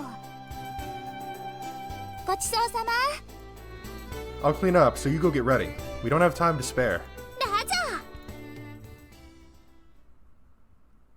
ー。 As we went out of the entrance, I got behind Kotsuri's wheelchair. We're in a hurry, so hold on tight. 飛ばせー。待ってくださいよ、先輩。そして相変わらずの無茶っぷり。エネルギーが有り余ってるわね。 Hey man, we ball hard, no discount. When we showed up at school after such a long while, we were greeted like triumphantly returning heroes. Is this where we learned that Tobioka died? ハバネさんたち帰ってきた。あ、なになに？写真見たよ。すごい綺麗だった。私らも呼んでほしかった。 The entire class had gathered around us. A moment later, people from other classes joined in, forming a large crowd and making quite a racket. おはよう、お二人さん。ハゲハ、これ何なの？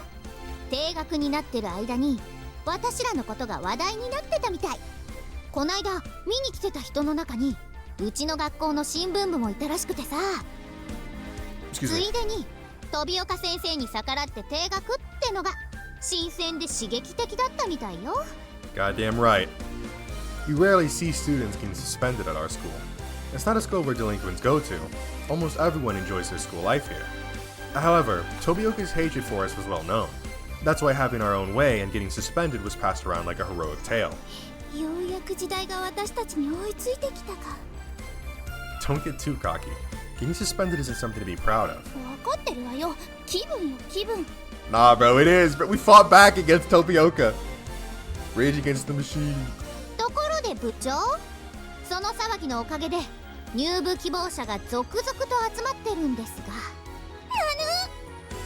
Kotsuri's eyes sparkled. どうする？部員入れる気あるの？いいわ。ただし生半可な気持ちじゃダメよ。ほほう。というと？入部資格は空に恋してるかどうか。そうじゃない人は残念だけど仲間とは認められないわ。 That's a good thing. そんなやつはあんただけだ。なんでよ。みんな恋してないの？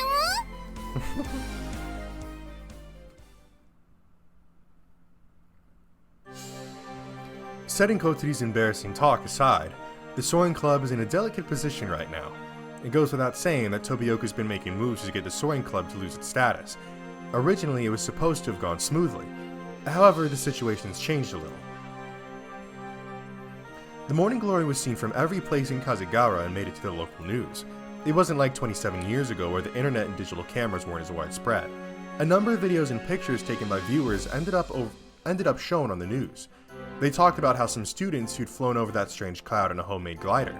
How about that? While we were suspended, the local media asked the school for an interview. That's how the principal and board of directors had learned about our club activities in detail. It said that the board chairman in particular, aka Asa-chan and Yoda-chan's grandfather, held our actions in high regard, so the status revokement was put on hold. There were also suggestions to invite experts from outside the school or find some ways to put more effort into that field. Apparently, it was linked with the preparations to expand Keifu Academy into aerospace engineering and aviation studies. It wasn't just the teachers. The students who came to watch us that day started up a petition to keep the club from losing its status. Akari was among them. She presented a detailed report on our activities and their fruition during the flight that day. We had no idea how she managed to collect all that info, but it was very reassuring to have her on our side. Because of that, we were in such a delicate position right now, but now that we've cleared our grand objective, flying above the Morning Glory, and while we haven't found a new one yet, all that fuss seemed like everyone else's problem.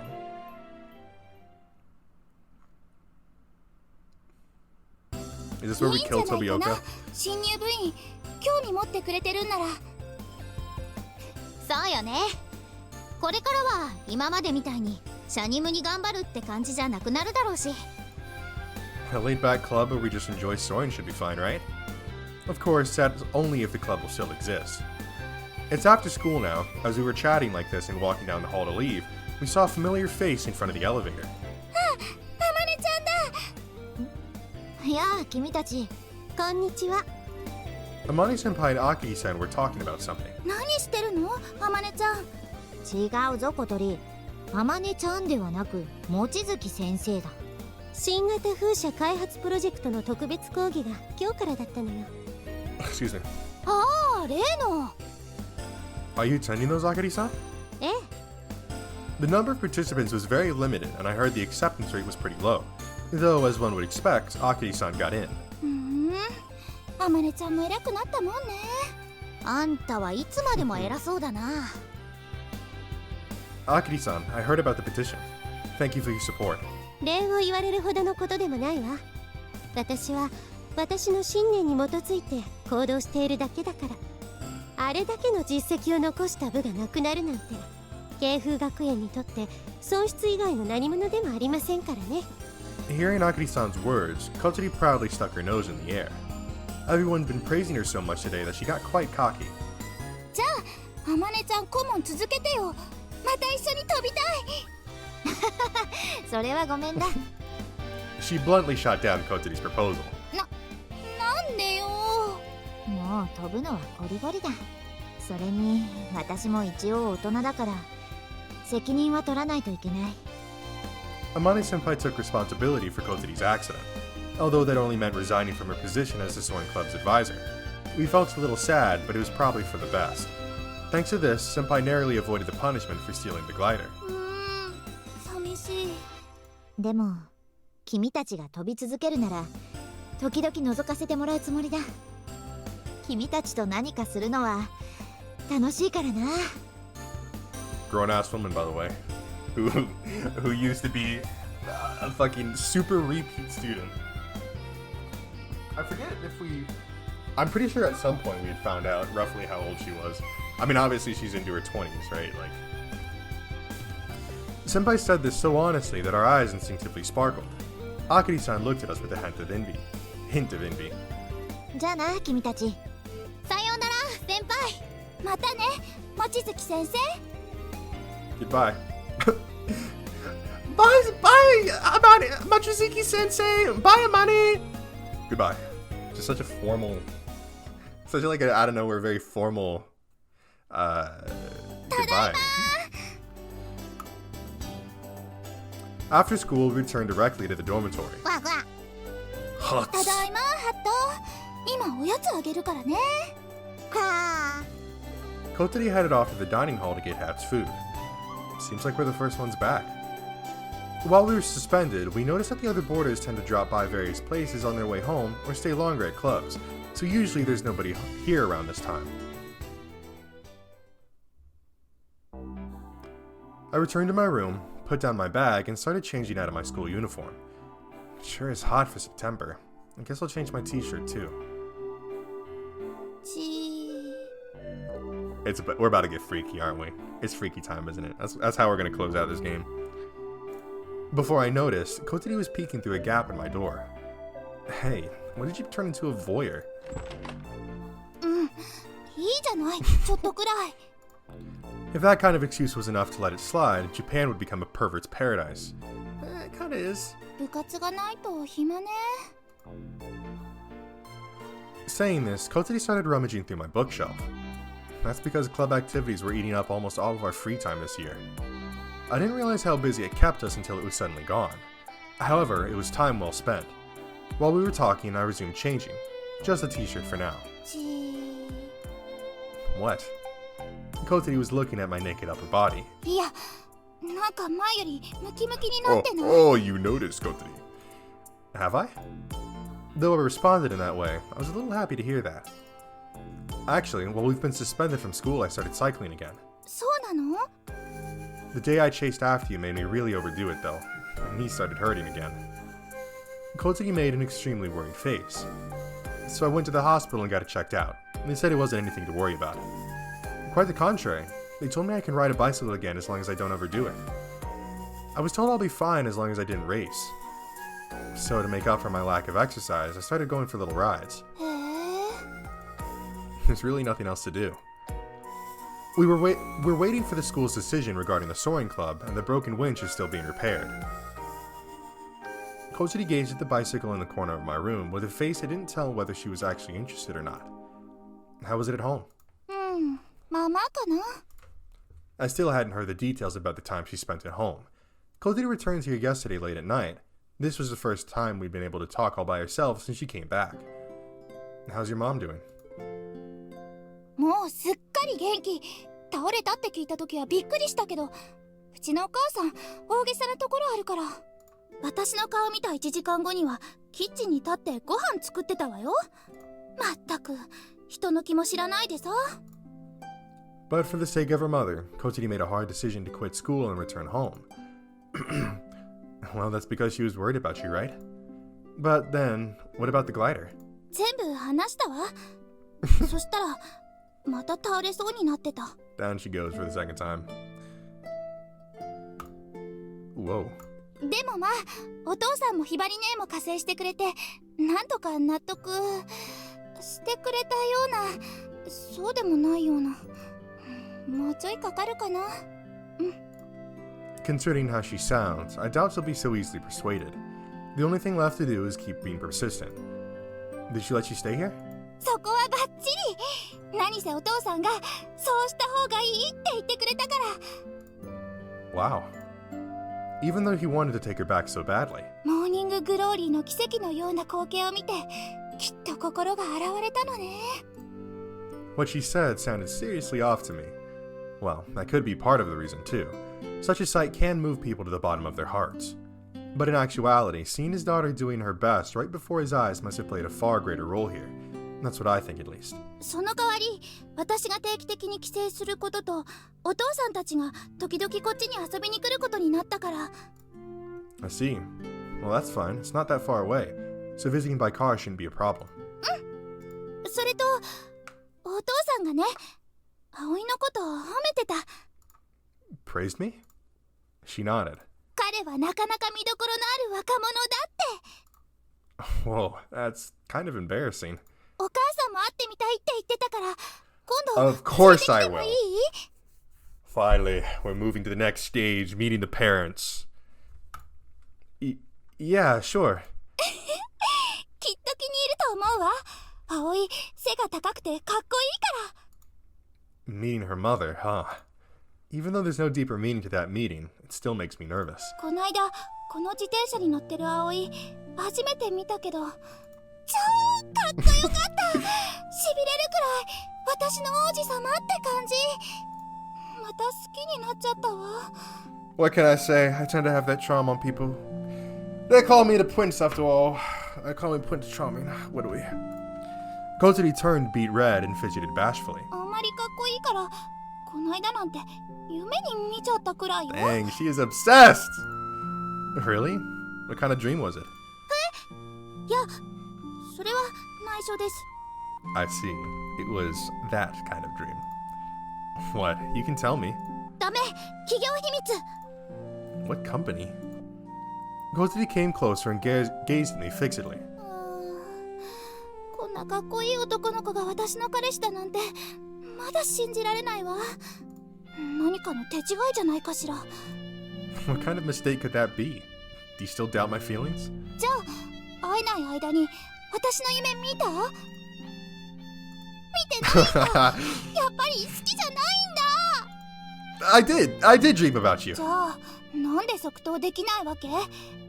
別に私に恋焦がれてなかったんでしょ？ No, that's because that dream. Its contents are a bit hard to say to the person in question. It was mostly in a perverted area. However, Kotsuri looked at me uneasily with teary eyes. 本当に見た？ Yes, I did. Seriously. どんな夢？ It was... I leaned over to meet Kotsuri's eyes and... I kissed her. This kind of dream. それだけ？ Hey, did you by any chance not get it? わかんないよ。 I guess we're gonna have to show you. I embraced her. 可愛い。 Kotsuri hugged me back.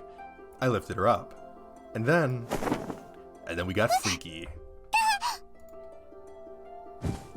I laid her on my bed. Kotsuri looked up at me with her slightly moist eyes. I got on the bed too and positioned myself over her. It was this kind of dream. スパイシーな夢ね。 Hey, spicy dream. It went further than this though. What should we do? Kotsuri looked at me as if she wanted to say my question was unfair. Then she looked away sulkily and muttered. 続きも教えてほしいな。なんて。 Well, if you insist.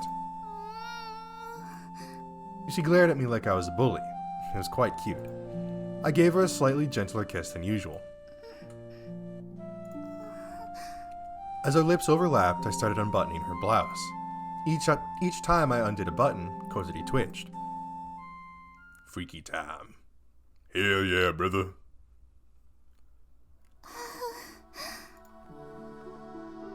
When our lips separated, all the buttons were already undone.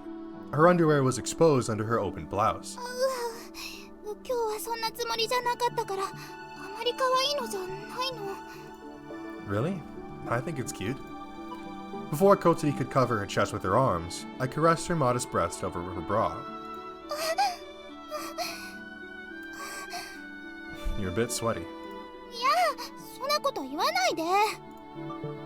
I'll wipe it for you. Damn! Okay, freak! I ran my lips from the nape of her neck all the way down to her chest. Okay, Al, you gotta calm down, 舐 brother. めちゃダメだって汚いから。 A girl's body's so mysterious. If a guy was that sweaty, he would have smelled pretty bad. Kotsuri, however, doesn't smell bad at all. Quite the contrary. She smells rather nice. As I thought that, I was kissing her cleavage. もう本当にこんな夢見たの？ Hell yeah. Yeah, I did. エッチな夢だよ。 And what was your dream like, Kotsuri? 秘密。 She averted her eyes and blushed as she replied. Could it be she had a similar dream to mine? I started suspecting that, but I didn't say anything. I'm taking this off. I reached behind Kotsuri's back and undid her bra. I undid the hook so easily that Kotsuri was a little shaken. なんか手際がいい。誰かで練習したんじゃないでしょうね。 No, I wasn't. I only practiced in my mind. I removed the loosened bra and Kotsuri's cute breast came into view. Ooh. まじまじ Oh, 見ちゃ what do う we わ。 have here? Nope, I'm going to continue looking. I held Kotori's arms that were trying to cover herself and took a long, hard look at her adorable chest. Damn! 恥ずかしいよ。 Her breasts, illuminated by the daylight pouring in through the window, looked incredibly beautiful, to the point I hesitated to touch them like they were something sacred. Her smooth skin seemed almost transparent, and her pink nipples looked incredibly delicious. Your breasts sure are beautiful. そう。どこら辺が Like the color and shape? They're on the small side, so they seem a bit childish. The contrast between them and the otherwise mature, silent Kotori made her look even cuter to me. But if I honestly told her that, I'm sure she would get mad at me again. I slowly brought my lips to those cute breasts. The moment I closed my mouth to her nipple, her shoulders shuddered. I sucked on it gently, nibbling a little, and tasting it in my mouth. Nom nom nom. Howell, you gotta calm down, brother. While Kotori was already letting out sweet moans, she weakly tried to resist my teasing. But my lips didn't let go of her nipple, and I kept pecking at it.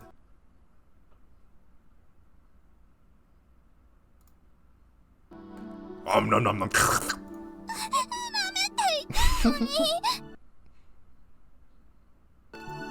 Kotori looked at me reproachfully with teary eyes. While I met her glare, I persistently kept licking her pink nipple.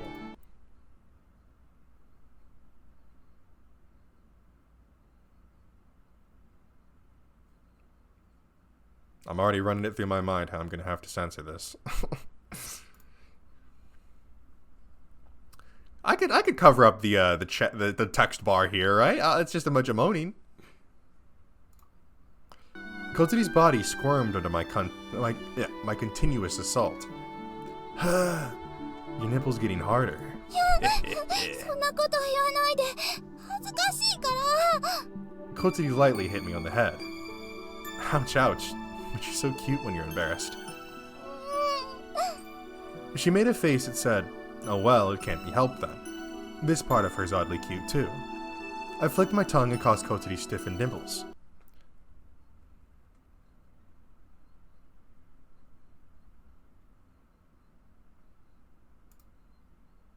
I intensely rolled my tongue all over her nipple, and it quickly hardened even further. Before I noticed, it was already as hard as it could get. That was proof that she was feeling my caress. Knowing this made me happy. I took part of her smallish breast into the translation's getting a little bit scuffed here, into my mouth, and while I was massaging it with my lips, I pressed the tip of my tongue against her nipple.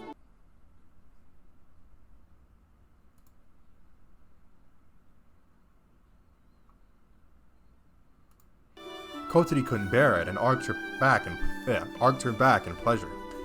I didn't let go of her. I held her body tight and sucked on her breast.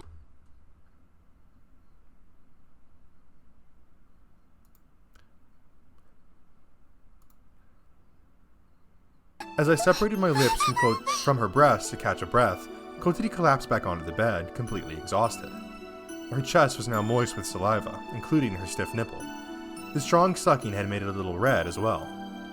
That was such a lascivious sight that I brought my lips down once again and engrossed myself in savoring them for a moment.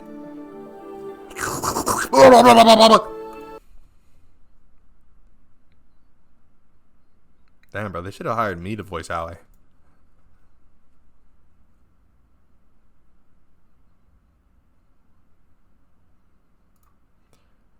Kotori protested in a trembling voice while she rustled my hair. And then this one too. While I was holding one nipple in my mouth, I put my other hand on her breast and fondled it intensely.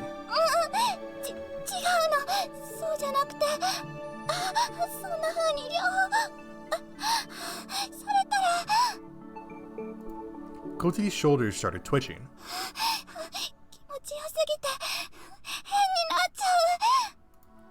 I wanted her to go crazy. I wanted to see Kotori reach that point by my own hands. While thinking that, I shifted the hand I was fondling her breast with and pinched her nipple.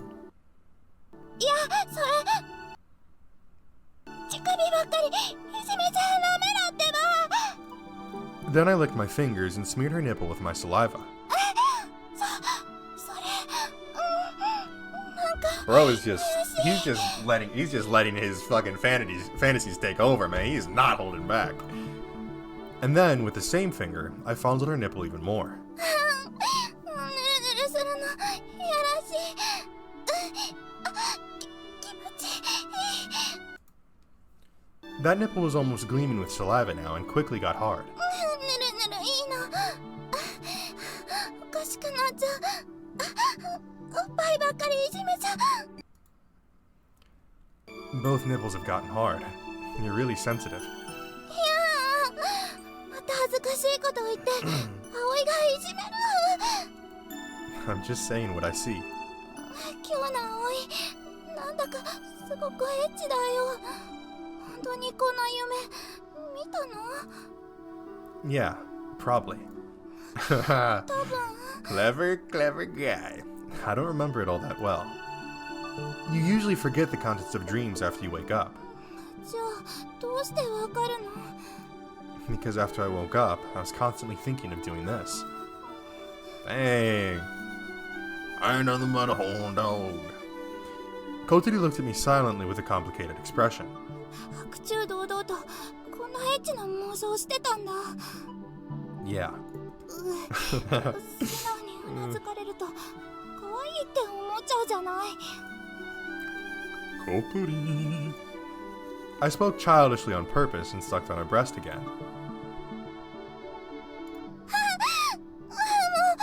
可愛いけどやってることが。 That's what I'm saying, brothers. Have you ever played Goo Goo Babies with your life on the line? So she thinks I'm cute despite that. To fulfill the desires I fantasized about in broad daylight, I sucked, licked, and fondled Kotari's nipples like there was no tomorrow.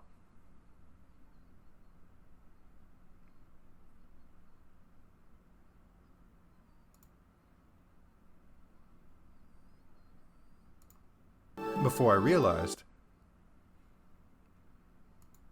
she got completely exhausted. Could it be you just came? わかんない。でも気持ちよすぎて。 I mean, you know, for a guy who, you know, this is his first time and all, presumably. I don't know anything about Aoi. No, yeah, it was. We confirmed that. But for a guy who's his first time, he sure does seem to know his way around, huh? And also, kind of weird to bring this up now, but this does kind of remind me of Katawa Shoujo, just in the general setup, right? Like, you know, oh, Aoi used to be a bicyclist until he got injured, and then he fell in love with a disabled girl. The main character in Katawa Shoujo used to love doing soccer and outdoor activities until he got a heart condition and then fell in love with disabled girls, right? Just throwing it out there. She hugged my head tightly. もう葵のバカはすごかったの。 So this is a hug of thanks. Being held so close to Kotari's breast was very comfortable and felt great. While she was hugging me, I put my hands on her skirt and she trembled. Then next is this part. いちいち言わなくてもいいの。バカ。 Her puffed up cheeks were flashed red like a ripe apple. I rose up and rotated myself, lowering the lower part of facing the lower part of Kotari's laying body. 何してるの？まさか。待ってなんかそれ。 Dang, 69 of 'em, hey! As I turned to the opposite direction, I rolled up her skirt. やだ。なんかそれ恥ずかしいよ。 Kotari covered her face with both hands. Kotari, you're wet down here. There's a spot on your underwear. バカ。エッチ。そんなこと言わなくていいの。 But check this out. Hey yo, check this out. Check out this sick trick. I centered the center of the round spot with my finger. I touched the center of the round spot with my finger. It was obvious where the fluid came from. I massaged the stain area with my finger. I feel bad for those bed sheets, bro. They probably just got done.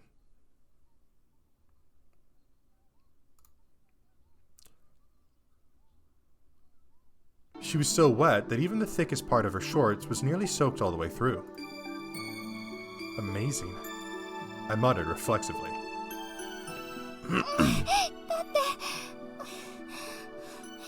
おいがすごくやらしくおっぱいいじめるから。 That's why you became like this? エッチな子でごめんなさい。 Why are you apologizing? I'm happy. 本当？なんで嬉しいの？ She asks why? Since you've gotten this wet here, it means I was able to please you. As your boyfriend, I feel relieved, and rather more confident. そういうものなんだ。 That's why I want to see you enjoying it even more. As I said this, I placed my hand on her shorts. And then I swiftly stripped them. Shorts? Okay, that's gotta be like another translation thing. Calling panties shorts. Ooh! Oh, well, what do we have here? Koteri's vagina was literally in broad daylight, or at least in the soft light that shined through the gap in the curtains. It's beautifully pink, but it got so wet it's incredibly erotic. It was soaked in transparent bodily fluids and dyed faint red, an unspeakably erotic sight. まじまじと見られてるよ。 But it's the first time I can see it like this. Koteri tried to cover her groin with her hand. Ah, hey, you can't. ダメじゃない。エッチエッチ、バカエッチ。 Look at this. Oh, she doesn't have a butthole. Oh my god. Koteri, you are a anatomic anomaly. Yes, I'm a pervert dummy, and you're a pervert too. Oh, I'm a pervert dummy and a pervert too. As I said this, I pushed Koteri's hand out of the way and moved my face down. Hey, bro! Bro is holding back this entire time. He is unrestrained and uncontrollable. Koteri trembled atop the bed. I buried my face in Koteri's crotch and started licking her dripping wet pink vagina. 汗かいてるからシャワーとか浴びてないし。だから。 Too late. Judu judu. Lick lick. I paid no heed to her protests and continued licking. I pried the stiffened tip of my tongue into her closed vagina.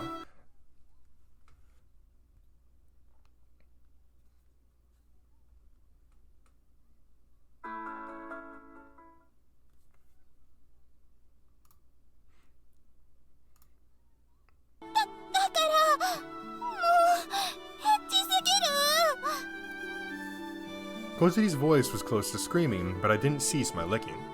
I certainly felt a faint, salty taste of sweat, but it went away after just a moment of licking. And now all that was left was the pure taste of Koteri's lascivious nectar. Lick lick, chupa chupa. Lick lick.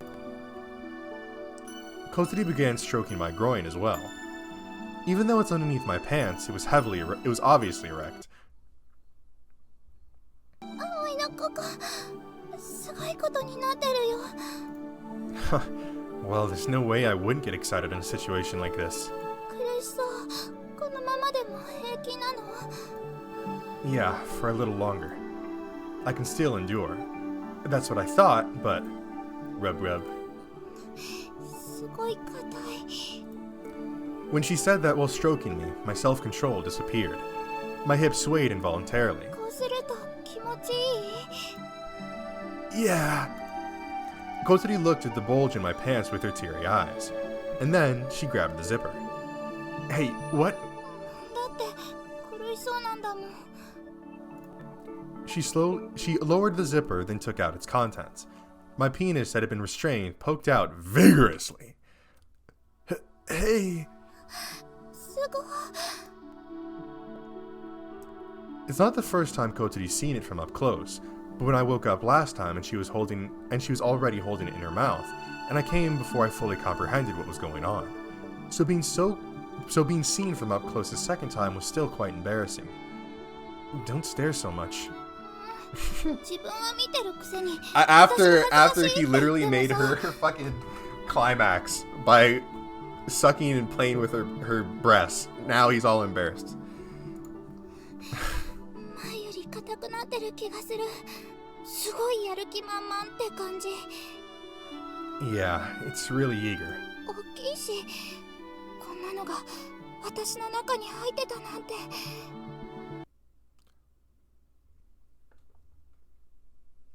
God, here we go with these fucking sound effects.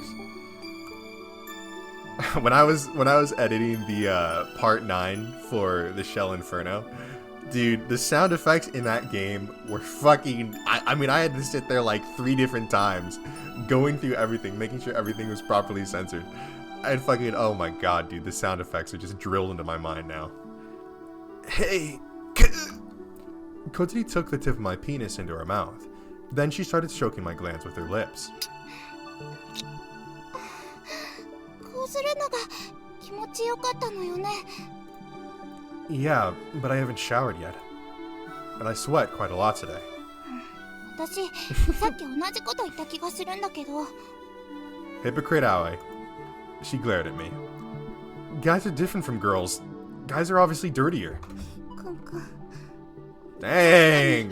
ちょっと汗 Yo, 臭い chill out, Kotsuri. See? でも、このくらい平気。葵が気持ちよくなってくれるなら。 She said meekly right away. Then she grasped my penis and put it in her mouth again. It feels good. It was very warm and slippery inside Kotsuri's mouth. It felt incredibly good. Satisfied with my reaction, she smiled a little and continued her fellatio. Excuse me. Jesus Christ, man. I can't, like, I imagine, like, I don't know, this is just something that always bothers me with these VAs. I have to imagine they're in the studio, like, sucking on a popsicle or something, making these sounds. Like, I can't imagine any other way they could just do this without actually sucking on something. But then it's like, I mean, I don't know. That's just something that's always on the back of my mind whenever these erotic scenes come up in these visual novels. I got completely immersed by the sensation of her mouth. Kotori didn't only massage the top with her lips, she also licked it thoroughly with her tongue, tickling the most sensitive part. Ha chupa. I couldn't just be on the receiving end, so I started running my tongue over her slit again.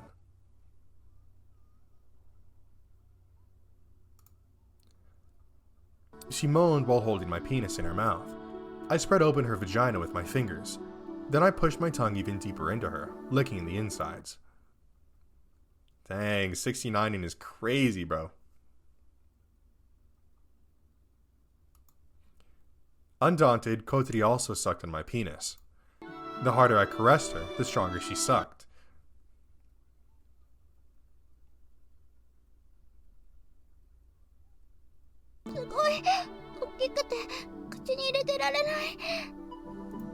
She said and licked it from the side. She kept stimulating me, stroking my penis with her hand and licking the top with her tongue. She's licking so indecently. It was lewd beyond my dreams or fantasies. She couldn't have learned this from somewhere. She was most likely just putting her utmost effort to please me. I also did my best and ran my tongue over her groin. As I licked, I put a finger into her vagina.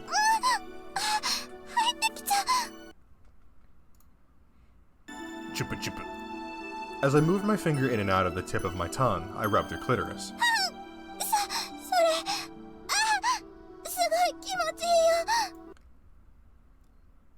I unconsciously brought my penis closer to Kotori's lips as she moaned. Even though she was gasping for a breath of air, she still took it in her mouth and sucked. It's so ridiculously good. My head's going blank. Due to all that anguish from not seeing Kotori until yesterday, I couldn't hold back. I already wanted to come. Even though I thought I would endure until putting it in. Hey, Kotori. I'll come if you keep... Kotori replied before I even finished speaking. And then... Throat goat.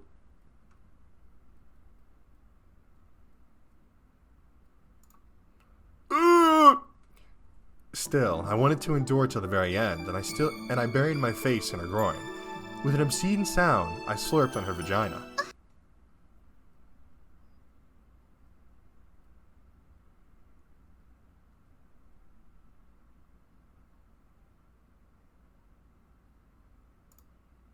Yes, together!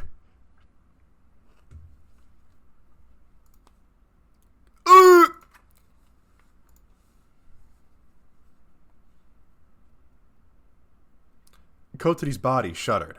At the same time, I reached my climax. Spurt. Gush. Kotori couldn't bear it and spat out my cock. Semen rained down onto her face. Kotori scowled, but she couldn't avoid the semen gushing from up close. Kotori, stroke it with your hand. Kotori bravely did as I said and rubbed it with her hand. With that, she hastened the ejaculation, and my semen fell all over her face. Gush, gush, gush, gush. This guy's a fucking cum dump, bro. Or not cum dump, sorry. That was the wrong term. He's a cum machine. My bad. Holy shit. That would imply something very different. I guess I could say he's a cum dumper. By the time the vigor of ejaculation subsided, Kotori's entire face was smeared with my semen. Are you okay?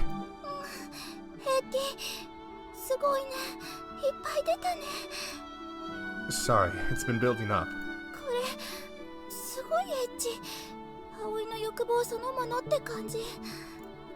Well, that's quite accurate. Dang! Kotori pressed her lips to the tip and sucked out the semen remaining inside. Kotori, a freak, bro!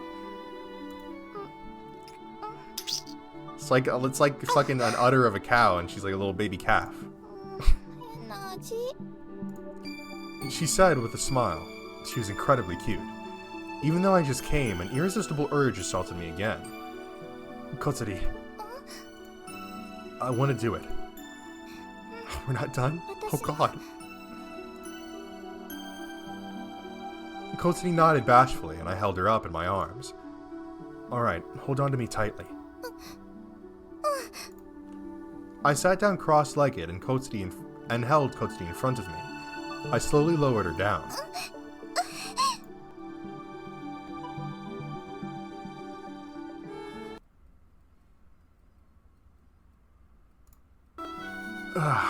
It went in. My penis was inserted all the way inside Kotori's vagina, down to the base. Kotori embraced me tightly as she shivered in ecstasy. Kotori? Could it be that she just came? That's three. That makes it 3 times for her now? Something like that? While she was trembling, she nodded with a teary eye. And I had only put it in. Wait, did they censor that? Hold up. Did they censor that? They censored it? What the fuck? That is so strange. They censored the word penis. Surely she said that before, right? Like, huh, interesting. Anyway.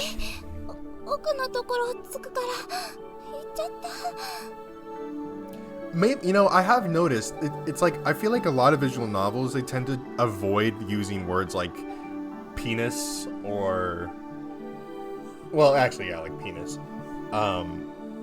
Maybe that's why. Maybe it's because they'd have to censor it. But then I feel like I've played games where, I mean, obviously they haven't censored it, so maybe it's just a choice, right? But it's like, if it's a choice, you know, you literally have her here with her breast out getting fucked, with cum all over her face. But we're gonna censor the word penis. That's that's a little bit interesting. So that's why it makes me feel like it had to have been because of some kind of like rule or guideline or something. While her voice was trembling, she said that whole sentence.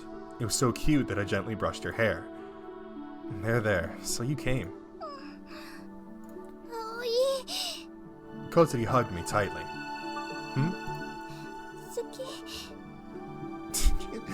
Dude, She's over here, fucking cum on her face, tears coming out of her eyes, drooling.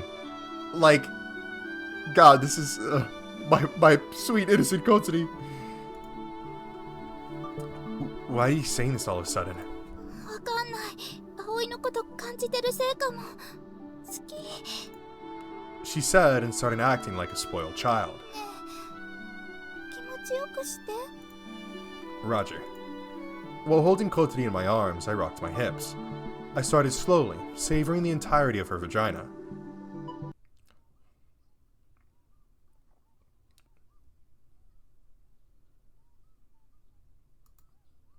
Splashing sounds leaked from the place where we were connected.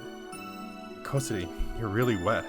Is it because you came? わかんない。葵のこと好きすぎるせいかも。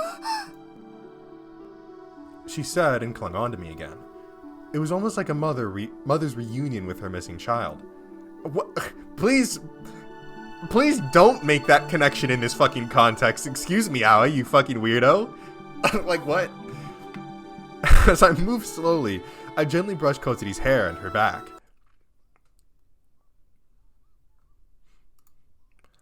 Close to my ears, Kotsuri let out a sigh of ecstasy. So her back is sensitive too. I tried caressing her in different places. Shoulders, neck, butt, waist. Normally it would have just tickled her, but it appears right now touching those places made her feel extremely good. While I was at that, I kept rocking my hips slowly. Kotsuri was shivering slightly, like when your body puts up with cold weather. Indecent, wet sounds filled the room.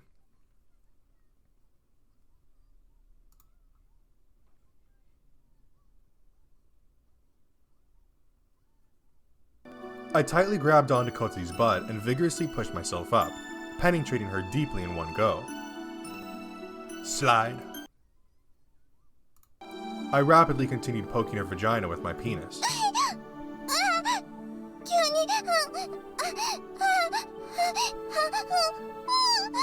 Gripping her butt with both hands, I rocked her up and down.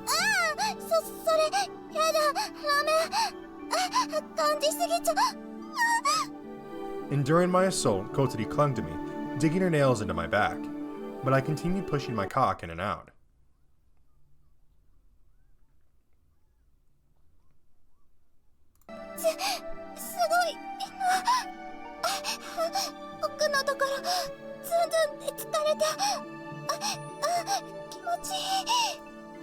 Probably unconsciously, Kotsuri started wriggling her hips as well. My penis got pushed in even deeper. I feel good too, Kotsuri. Jesus! No! The rhythm of watery sounds responding from our joined parts got faster, along with the creaking of the bed and our heavy breathing.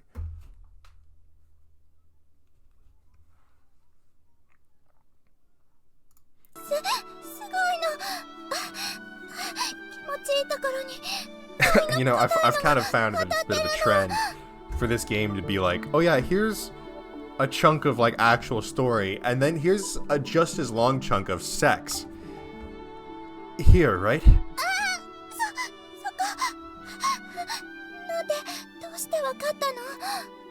You told me before that this spot feels good. Besides, I can tell from looking at your face. Kotsuri looked a bit happy about it, but she was so entranced by pleasure that her face couldn't really express this. I rocked her body that I was tightly embracing up and down, assaulting her vagina.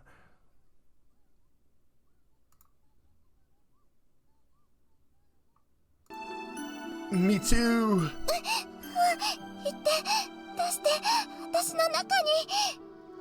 Cool.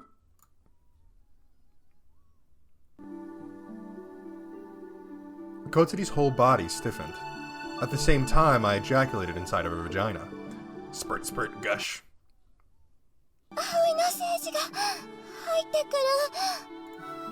Kotsuri's back shivered as she felt the ejaculation inside. I slowly shook her hips, squeezing out every last drop of semen. Gush, gush.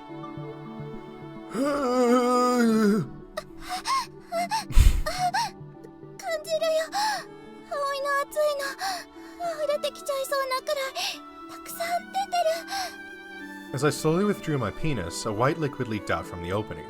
An amazing amount. Even though I already came just a moment ago. すごいね。いっぱい溜まってたんだね。 Yeah. そっか。男の子って溜まるんだもんね。私がちゃんと I have to keep 出してあげ disposing ない of と it いけない properly. のか。 Jesus Christ. I can deal with it myself, but... Yeah. I'd rather have Kotsuri do it for me, so I replied like this. 言ってる時の顔、可愛かった。She saw it? Well, it can't be helped in this position, but it's embarrassing to be seen in probably the most defenseless moment a guy can be in. Moreover, as if to say that my embarrassed face is also cute, Kotsuri embraced me gently, and then she whispered into my ear. もう全部出しちゃった。 Probably not yet. じゃあ、このまましよう。 Our bottom halves were still connected, and my penis was still hard. Jesus! I nodded silently. Then I started. What? Brother! Brother! You could not have been this pent up! I mean, she's on round 4, you're on round 3! Like, come on! I started moving my hips once again. Okay, they're just dragging this out. They're just fucking dragging this out.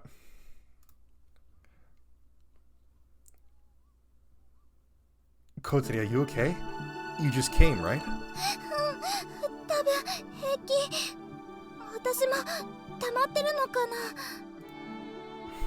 You're surprisingly lustful. エッチじゃないもん。葵大好きっ子なだけだもん。葵がエッチだから必然的にエッチにならざるを得ないだけ。 What kind of logic is that? So if I was a pervert, then you'd become a pervert too? She replied quite casually. Sooner or later, I'll try asking her for something a bit more extreme. Alan, please, brother. You're about to turn this into Kanto and Shoujo, like, full on. Hey, we all remember what Emmy was up to, right? What kind of shit she was having us do. We all remember that, right? Well, I thought that. I decided to enjoy normal sex with her for now. Her insides were slippery, with her own juices mixed in with my semen. The watery sounds got more sticky. Wow, it sounds so lewd. 葵がいっぱい出すから。 As I sped up my hip movements again, Kotsuri threw her arms around my neck. There wasn't a hint of self-control in her expression. Then she moved her small body up and down herself.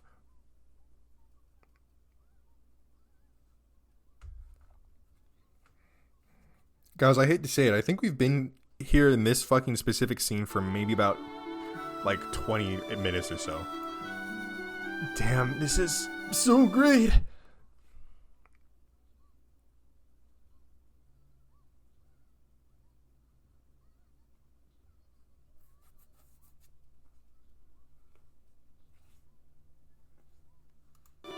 As our movements overlapped perfectly, it felt like the pleasure doubled.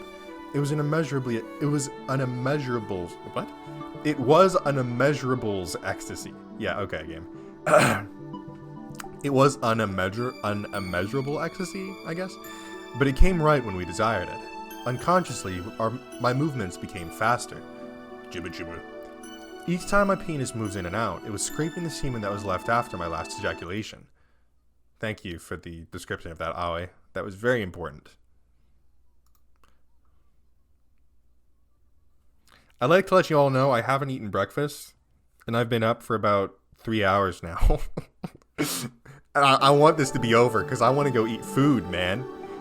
As our hips collided with each other, watery sounds echoed in the room. Those vibrations spread throughout Kotori's small body, causing it to shake violently. Kotori clung to me, rubbing her breasts against my chest. Her stiff nipples were grazing my chest. I held onto her butt with one hand, fondling her breast with the other.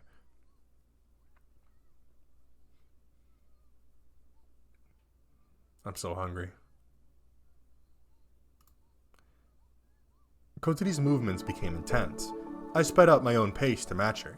My penis was poking her harder and more fiercely. Jibba jibba.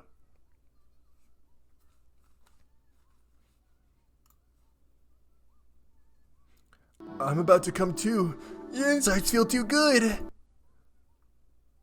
出して。そしたら私も行くから。 Then I'll come inside you again. 出して。葵私のお腹の中に。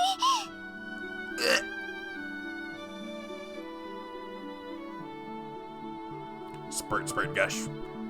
I embraced Kotsuri tightly and ejaculated inside her vagina once again. Hot, white juice ran up my urethra and poured deep inside Kotsuri's womb. As Kotsuri felt it,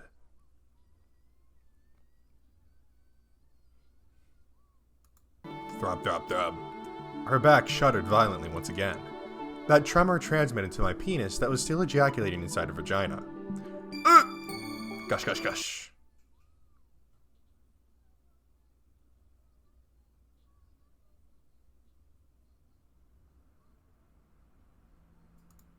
Kotsuri muttered in ecstasy, and her whole body shivered again. And then she turned her teary eyes at me, beckoning me for a kiss. Our tongues entwined, and we exchanged the sexiest kiss we've ever had. When we ended, still entwined and embraced, we collapsed onto the bed, completely exhausted. I hugged her gently and stroked her sweaty hair. I felt great. Squeeze. She clung to me tightly.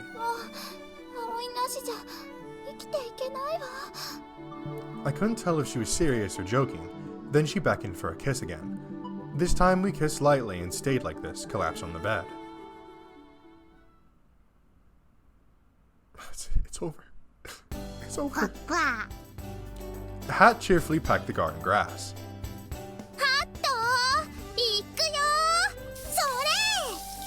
Kotsuri turned the water hose toward him and sprayed him with water.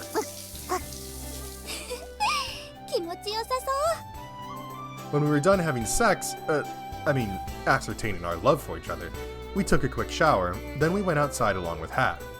Even though there wasn't anyone else here, and we haven't seen each other for so long, we went a bit too far. Now that it's over and I came to my senses, I'm really glad nobody returned home while we were at it. I mean, yeah, dude. You fucking... you came 3 times, she came like 4 times. Yeah, talk about getting carried away. Nah, I just thought we should be more careful.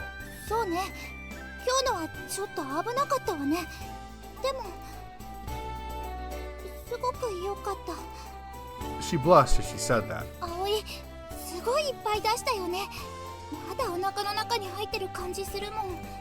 Sorry, it's because we haven't seen each other in over a week.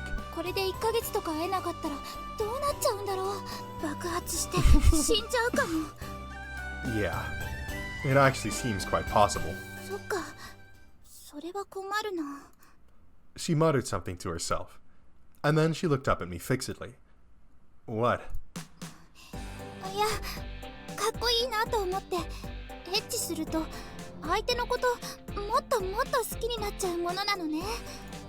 It seems so. What we did was an act of love in the end. You show your love and feel the love of your partner, and as those feelings become one, they get even stronger. Or something like that. Yeah, let's say that. I sat down next to Kotsuri. Then we both looked up at the leisurely drifting clouds in the clear sky. I want to fly. Whenever I looked up at the sky, I'm itching to soar, especially when I'm with Kotsuri.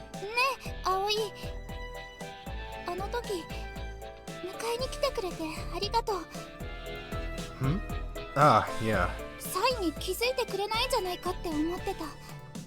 The SOS sign she'd sent, the perfectly ordinary paper airplane. I didn't get it at first, but then I remembered the first time we met.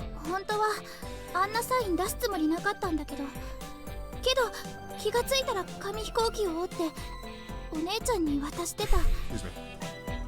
Asking me for help would have been the same as declaring that she'd chosen flying over her family. There's no way she could have done that. Even so, she sent me the feeling she couldn't abandon in the form of a paper airplane.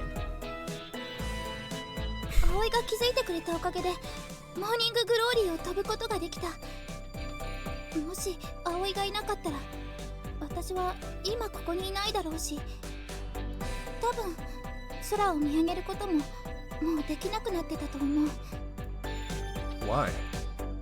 That's the one thing she said she could still do.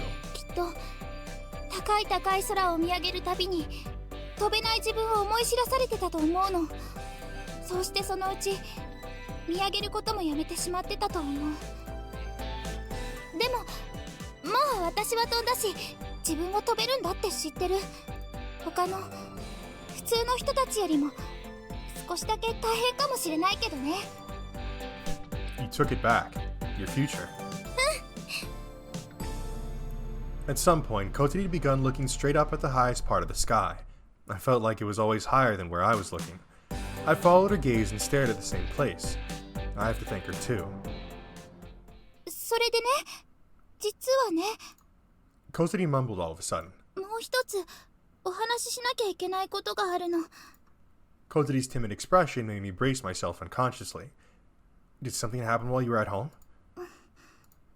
What was it? なんかね、見つかったらしいの。 What? 手術できる病院が。 Ah, the surgery that's going to potentially let her walk again. Huh? At first, I didn't know what she was talking about, but when I realized a moment later, I couldn't believe it. By surgery, you mean... I turned my glance at Kotsuri's legs. She nodded. Then she reached out her hand to me. When I clutched it, it was trembling slightly. Are you scared? Kotsuri nodded. もしダメだったら確率 0% になっちゃうもん。 If that possibility to recover disappeared, it would mean losing all hope. So it's better to leave it as is and keep that small chance, even if it's only deceiving yourself. It's okay. I'll stick with you. Nothing will change, even if it's not a success. But Kotsuri shook her head. 無理よ。 Why? Amerikaya! Hello, hello. Huh? 手術を受けるにはアメリカに行かなきゃいけないの。 I see. For a moment, I thought about going with her, but... 怖いけど頑張ってくるね。 She said anxiously while looking at me with her teary eyes. 私やっぱり葵と手をつないでデートしたいから。 While I was shaken by the sudden news, I hid that and firmly grasped Kotori's trembling hand.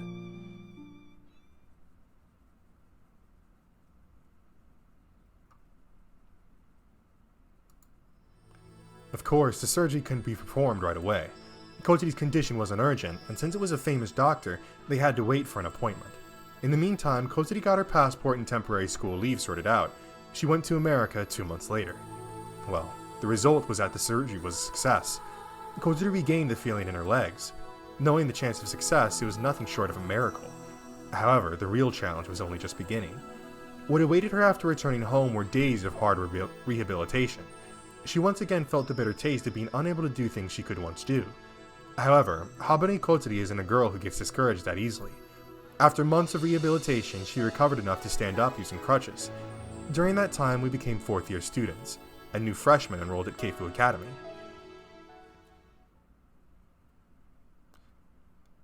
Then, when summer of that year was about to start,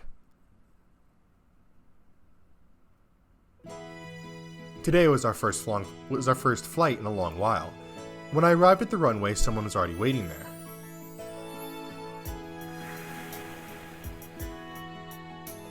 Let's go, baby!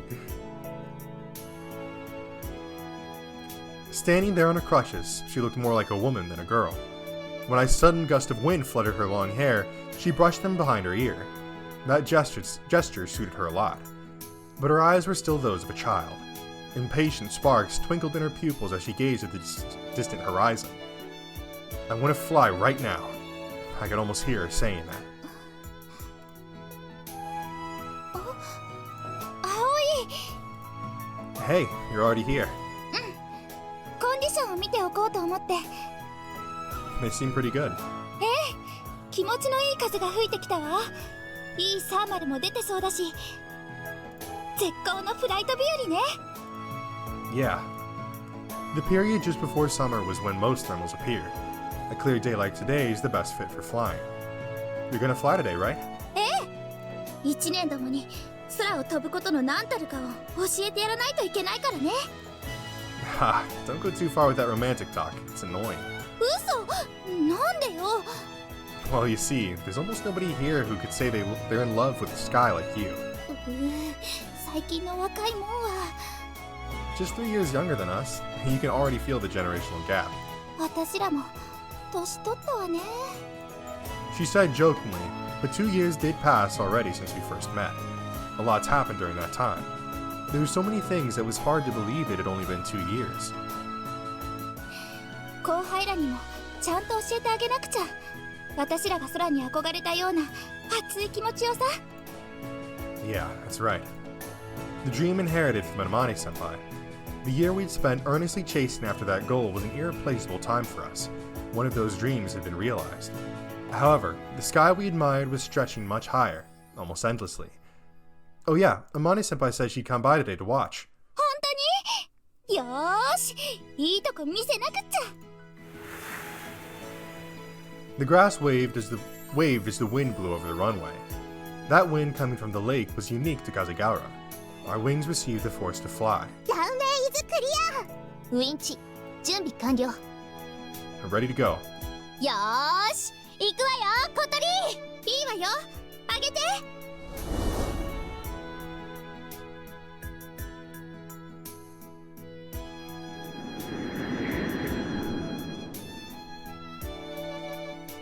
Ah, look at us. We flew. Underneath the vast blue sky, spreading our huge white wings.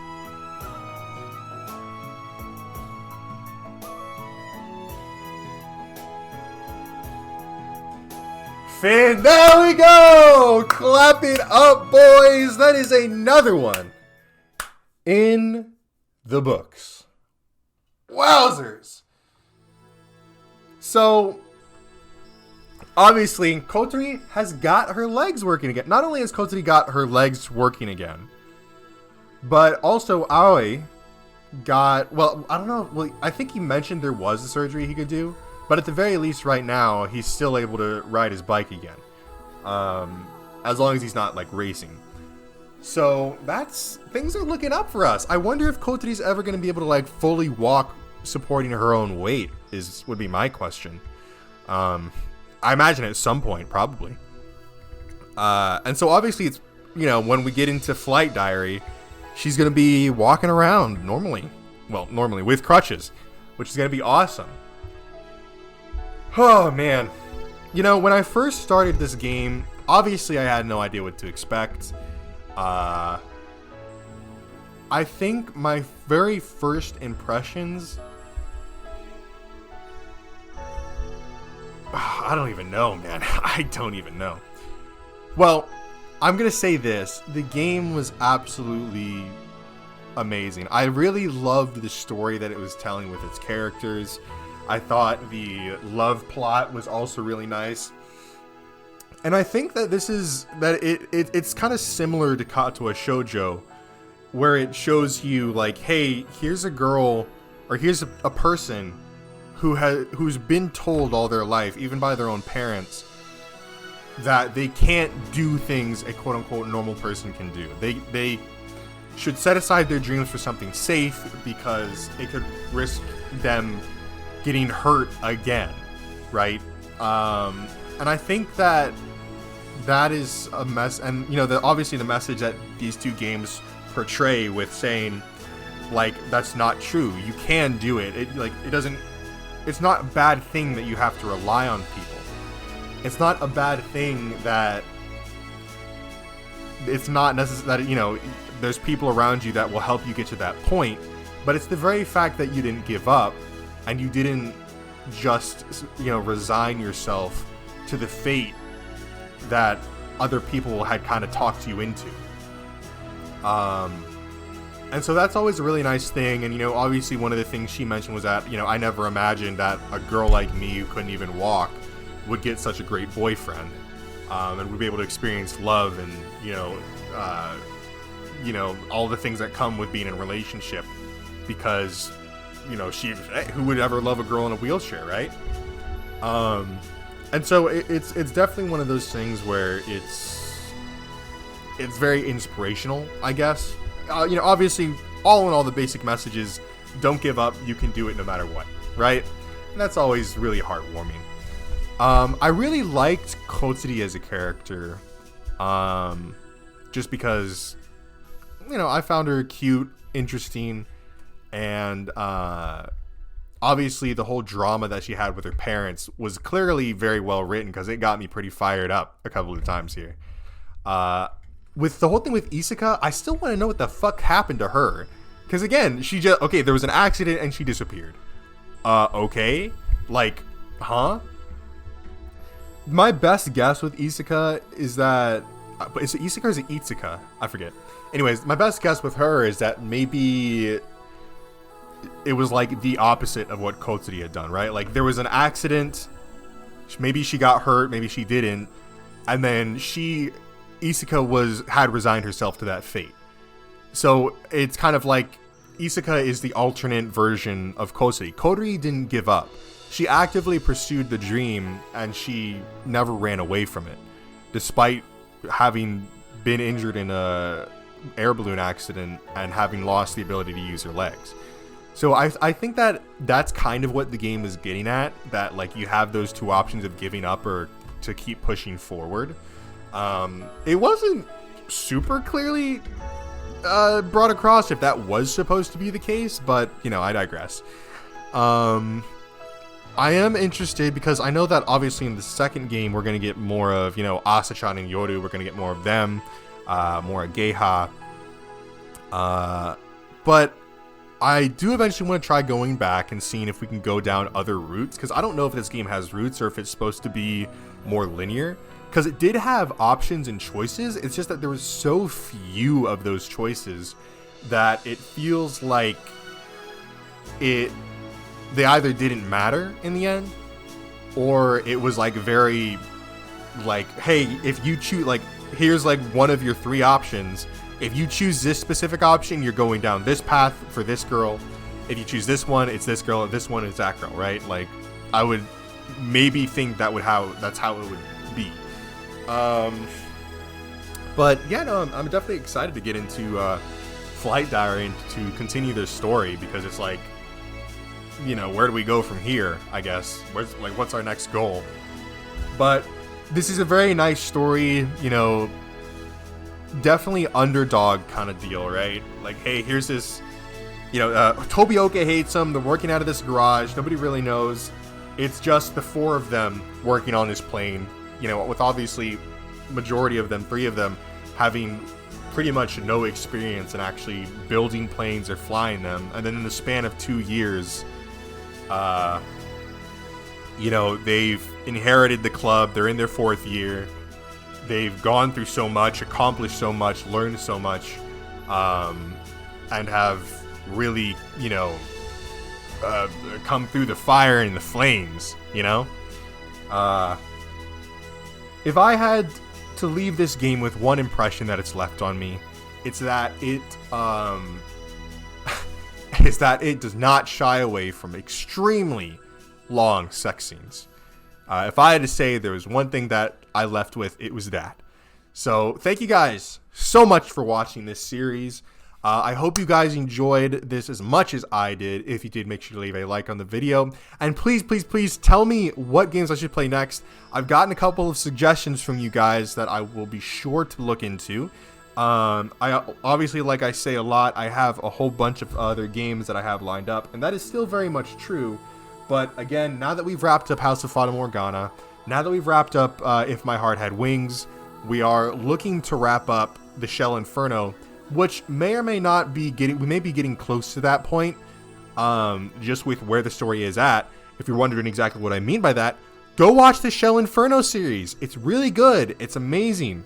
I highly recommend it. And, you know, again, we're at a point now where you could probably sit there and binge watch the entire series. I'm not saying you have to. I'm just saying you can. Okay?